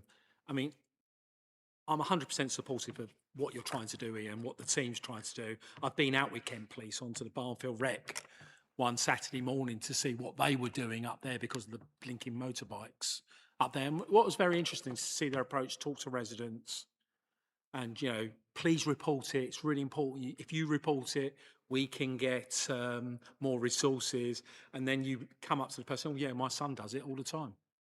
You know, it is such a reflection of how our society has progressed that actually there are very few people who've got any real, no, that's not fair. There are a group of people who've got very little pride in Medway, civic pride. And I think that's the real problem here. And also, you know, the other thing is for these youngsters involved, if their parents were put up in front of a judge or a magistrate, I think that would have much more impact than hauling a 13-year-old or taking his bike. But, you know, we don't hold people accountable for their actions anymore. I've just got a couple of questions. Councillor Spring has covered the question on e-bikes, but I do think there is making sure that if we do apprehend e-bikes on the public highway and they haven't got the appropriate insurance, we should seize the bikes immediately. No if, buts or whats, seize the bike, it's uninsured. If you were driving an uninsured car on the road, it would be seized. And I don't understand why we don't do that. Ian, there were 234 fixed penalty notices issued. It'd be not a question, it's a question now, but not the answer. How many actually get paid? How many of those actually get paid? Because I think we're going on to a very interesting report with Andy, and you know, the £2 million shortfall in penalty notice income for the healthier street schemes. So maybe you could just drop us a note on that. Your report doesn't say how many vehicles are actually seized. Okay, yep. Let me just ask my other question. You can come back to me on that. And look, for me, one reading of this is the PSPO has actually failed because complaints have gone up. Right? Now, okay, so there's always the people more aware of it, so they know that some people will report it more often. But I want to know, I think the thing is what's, you know, we're on a hamster wheel. I like to describe it as a hamster wheel of doing the same thing. So we've operated it for a year. We're now going to operate it for another 3 years. So for me, the question is, what is the operational plan between the council and Kent Police? I do think there's a question for the administration. If they are serious about dealing with this anti-social behaviour, they need to put some money behind it. It's no good saying we're going to deal with antisocial behaviour, and yet all we do is see the debt interest bill raise because we can't then invest in services. So they are my two key questions: is how many vehicles have actually been seized, and what's the hamster wheel going to look like for the next 3 years to hopefully actually make the PSPO work for us? Thank you, Ian. So in respect to these, we have a phenomenally high payment rate. I cancel more because they've been incorrectly issued than I do, and that's a tiny minority, because most people who are involved in this almost perceive it as an occupational risk. There is an intelligence process that takes place where we monitor the car groups. So we know in advance when they're going to be, and they quite often helpfully have a timetable of where they're going to be, so we can do that. In respect to the seized bikes, yeah, we've sent from Kent Police for you. And in terms of how we do it, I think I've already hinted at that. I think LGR and that combining together will give us those bigger teams. I know we've got a bigger area, but we need to, I'm sure you've been at meetings when you've done the community safety partnership. There's a fascination with being intelligence-led. Intelligence-led is one approach to policing. The other competing approach is problem-orientated policing. You take an area like Strood Retail Park and you look at that, not because it's the highest crime rate, but that's where you've got the problem. And we need to take that more thematic approach rather than our chasing our tails over who's complained the most. And remember that the PSPO is to deal with these behaviour. Speeding is a criminal offence, and that sits outside of this. And in the areas that we've got on, being that old, I'd call the link road going out to the M2, primarily that's speeding. you know, and that should appropriately be dealt with by that.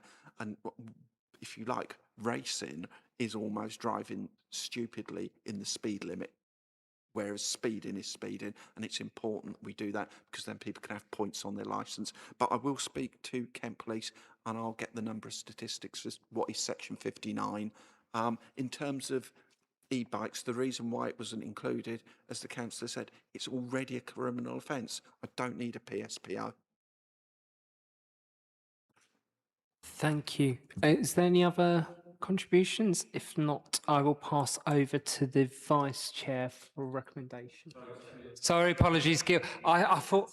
Okay, Councillor Gilborn, then Councillor... Yeah, thank you, Chair. Just a quick couple of questions, really, probably for Ian. One was about if there was one thing that you would ask the Kent Police to do better, and they're doing a really good job at the moment. If you could just sort of give me an idea what you would want from them, but also the question about the speed cameras, particularly on the Hoth Way one, it's come up a few times with local residents.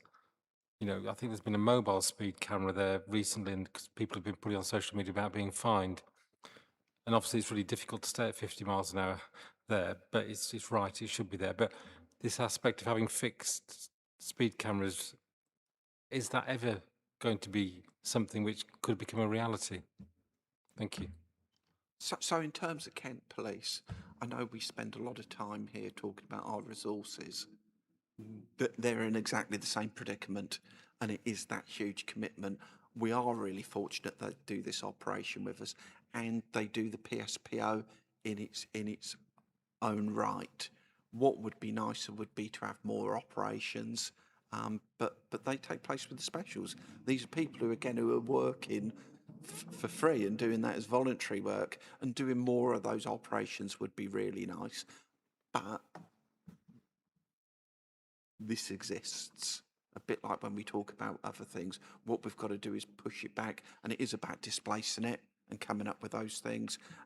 When we merge with the new councils, hopefully that Dartford were perennially a problem with them, and we'll learn lessons and work with them. I think that's really good. And I've forgotten the other second bit of your question.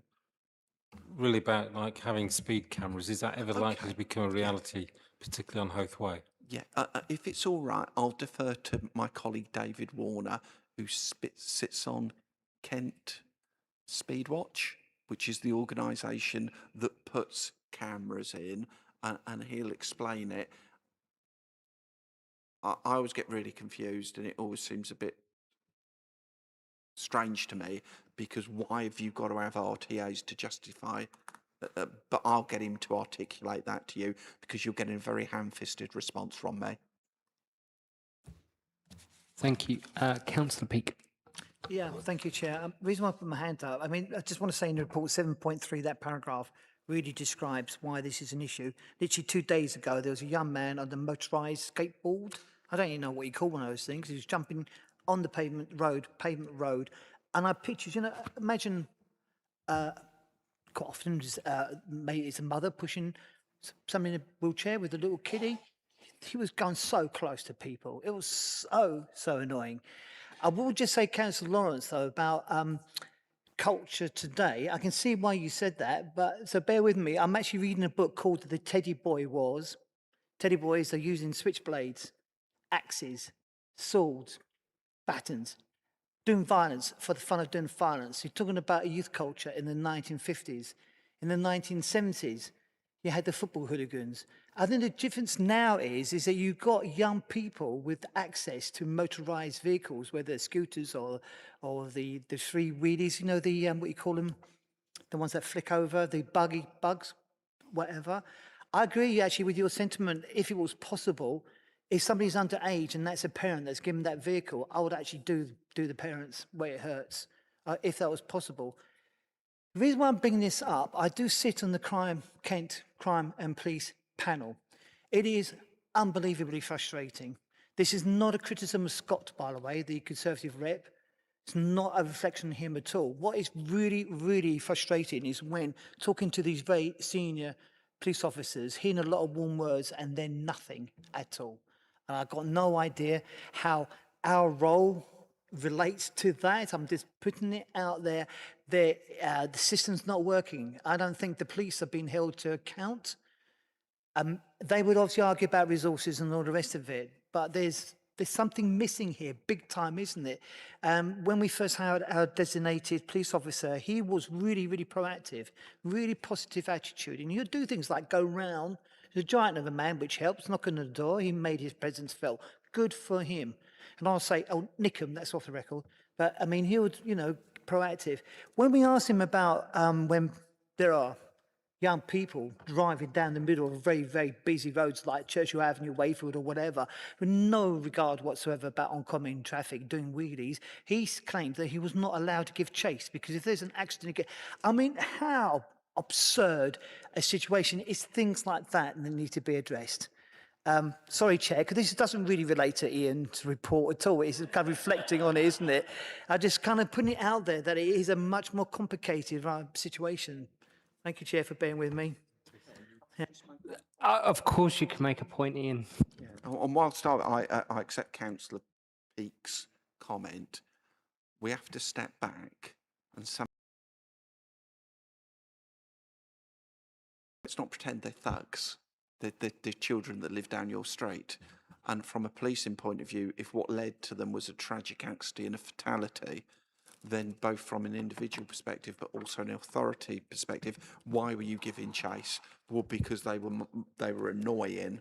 Then that's the trouble they have, and that's why what we're talking about is a societal issue, as been alluded to, and that's the reluctance on the police. Because if there was a tragedy, what was the rationale behind it? Were you chasing a bank robber? Was there a violent crime?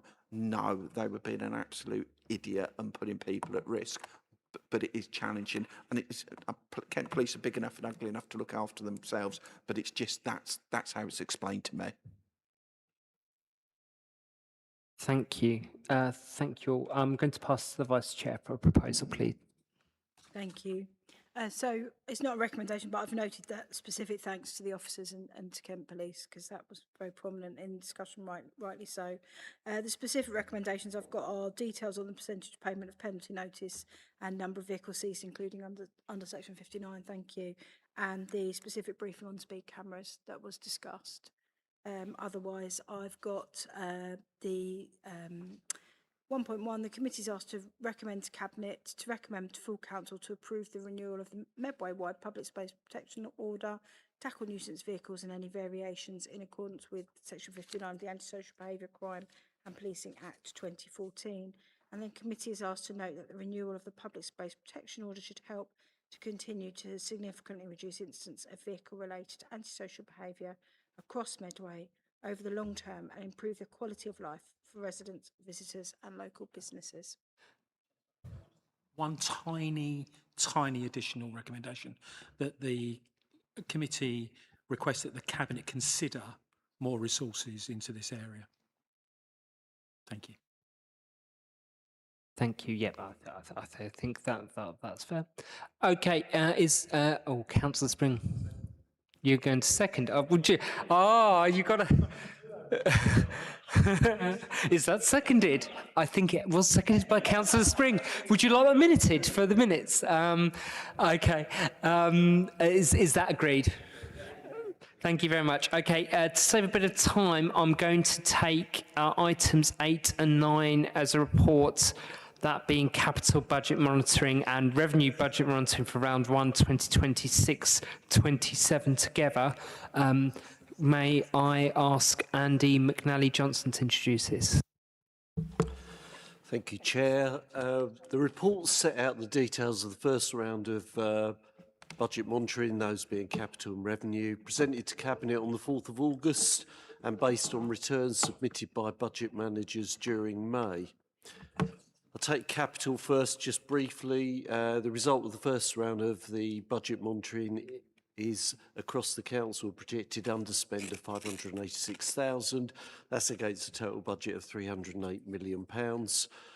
But within the realms of the responsibility of this committee, on the general fund, there's a budget of £116 million and the housing revenue account 86 million, and it's projected those areas will spend within that budget. It's worth also mentioning that with capital, budget managers are forecasting over the life of the scheme rather than in 1 year, so spend can go across many years. And also added to that, the progress of each scheme is listed out there, which members can see how each scheme is going. I'll move on to revenue now. Across the council, there's a projected overspend of just over £26.7 million after proposed management action of £16.1 million, and that's against an approved budget requirement of £523.7 million. The areas within the remit of this committee are forecasting overspend by £3.095 million, and that's after proposed management action of £3.427 million. Worth noting also that Cabinet instructed corporate management team to implement urgent actions to bring expenditure back within the budget agreed by full council. One last thing, it's just worth saying that in preparing these forecasts, budget managers have taken into account last year's outturn, items of growth or savings agreed as part of the budget build, actual income and expenditure for the year to date, and most importantly, their knowledge of commitments and service requirements for the remainder of the financial year. I'm happy to help answer any questions members may have relating to the area within the remit of this committee with the support of other officers that are here within RCE if needed.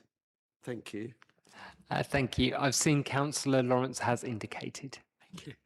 Chair, just as a recommendation, maybe Andy's item could become further up the agenda in future because he has to sit there for all of this, and I think that's a bit unfair. There's a couple of related questions, both capital and revenue, Andy.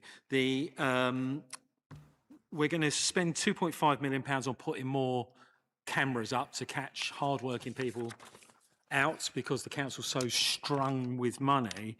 But given on the revenue side, we are struggling collecting the PCN money, in my mind, putting more cameras up to build up a bigger bad debt that we have to write off strikes me as pretty stupid. I think from memory, we've already written off £2 million worth of PCN money. Portfolio holders saying, look, we can't collect this money. Let's stop spending capital with a 50-year interest repayment schedule that, is just going to land us in even more debt. Do you want to just... I've got a couple more questions after that if you want to... I think, so we've already started the budget build for 27/8 now. So at the moment, there have already been discussions with directorate management teams, and certainly portfolio holders would have been involved in that, looking at the pressures that are coming down the line, the savings that can be made, and obviously there'll be rationale behind that. I think there'll be an MTFO going to Cabinet in the not too distant future, and it will end up going via senior management, the corporate management team before that. And there'll be further meetings between senior management and portfolio holders as part of that budget build process. There'll be a rationale behind that, and obviously there'll be statistics used on how officers feel things are likely to happen. But of course, as we know, sometimes things don't happen exactly as expected. And obviously that's part of the management action that we have to take. And I guess with capital type things, one of the things we look for is invest to save. And when we're looking at those, we'll be looking at business cases and looking at how, if we have to borrow money, that's fine, but will it save money for us in the long term? And that's the big question that we have to go through. Thank you for that answer, Andy. But I mean, clearly here, we're spending capital and we're not collecting the PCNs. And I think there's a moral issue here that people who do pay their PCNs, and I've paid 2 recently, They're coming through rapidly at the moment. I'm obviously having a bit of a senior moment as I'm driving around, and I'm sure I've picked up another one today. But I pay mine on the day, but I do think it's unfair for those who do pay their PCNs when we've got so many people who clearly aren't paying their PCNs. That's not really a question for officers. Right, on my second question, looking at the temporary accommodation, which spans both capital and revenue, obviously we've a remarkable job of squeezing 187 properties out of a target of 170. Congratulations to officers on doing that. I know Mark did a fantastic job and Bex has done a great job, but it does seem pedestrian getting these final properties on, operational. And then when you look at the pressure on temporary accommodation, are we working hard enough? Are we moving fast enough? Are our legal advisors moving fast enough? Are our surveyors? Are the people inspecting the properties to make sure they're fit for purpose? Is that all going at pace so that we get these properties online? And just also on the revenue side of temporary accommodation, this big increase from £46 to £60, is that a result of government legislation? Landlords are just going, do you know what, I just have to raise it because I'm having to pay more regulatory costs and everything else? Is it because the supply is going down because landlords are being driven out the market by really, ridiculous legislation that is making this more, just making being a landlord not worth it? Thank you, Chair.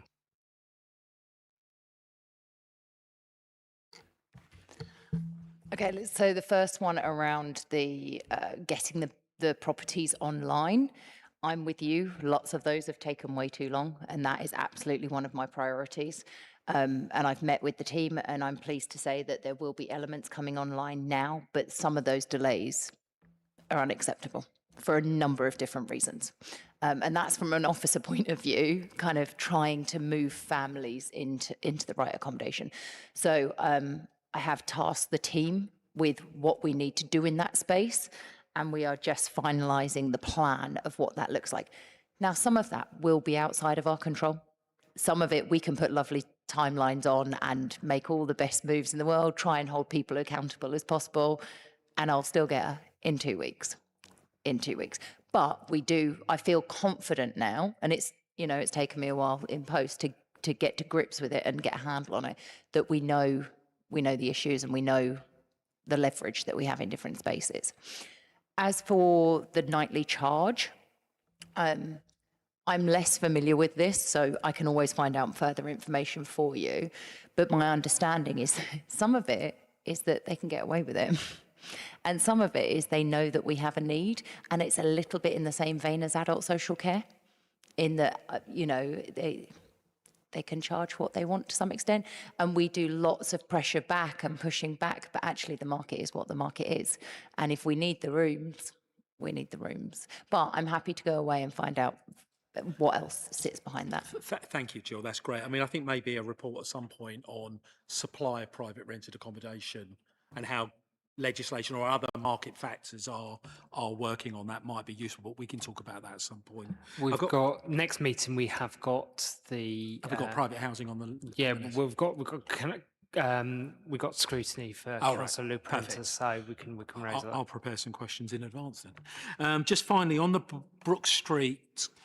Brook multi-storey car park, the demolition, it has to be by February 27 in order to secure this funding. I'm just wondering, are officers talking about any contingency if the car park isn't demolished by February 27? Thank you. That's it. I have to say, I would have to ask the service about that. As far as I know, it's on track. Everything's in place. Obviously, I'm sure there is a plan B, so I'd need to look into that. So I'll look into that and get back to you. Is any other member on this item? Okay, I will pass to the Vice Chair for a recommendation. Thank you. So I've got the update on the Brook car park that we've just spoken about. Are we covering the recommendations on temporary accommodation at the next ONS, or are we taking forward a recommendation? Perfect. But yeah, talk about pre-meet, because that might just help the meeting go more efficiently if we can focus on the topic. Okay.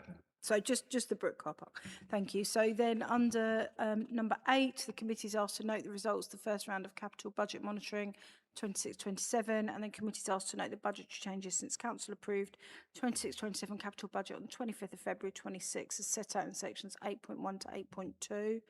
And then for number 9, the committee is asked to note the results of the first round of revenue budget monitoring for 26-27, and the committee is asked to note that Cabinet instructed the corporate management team to implement urgent actions to bring expenditure back within the budget agreed by full council. Thank you.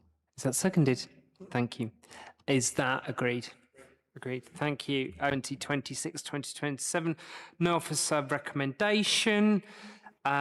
Just before I go to any members, I do note that the risk summary has changed, gone more for at risk to more looking at the improvement programme, and there's a new risk with regard to the management of statutory compliance following the facilities management contract. Good to see the risk around homelessness has reduced in likelihood. Does any member have any comments on the risk summary or the performance monitoring report? No? Okay, we'll pass it on to the Vice Chair for recommendation. Committee is asked to consider Q1 26-27 progress of the performance indicators used to monitor progress of the Council's priorities, as set out in Appendix 1 to the report, and the committee is asked to note the strategic risk summary as set out in Appendix 2 to the report. Is that seconded? Is that agreed? Thank you. On to the petitions report. Again, this report is for noting only. Any members, any comments? Okay, thank you. Vice Chair, do you have a proposal? The committee is requested to note the petition responses and appropriate officer actions in paragraph 4.1 of the report. Seconded. Thank you.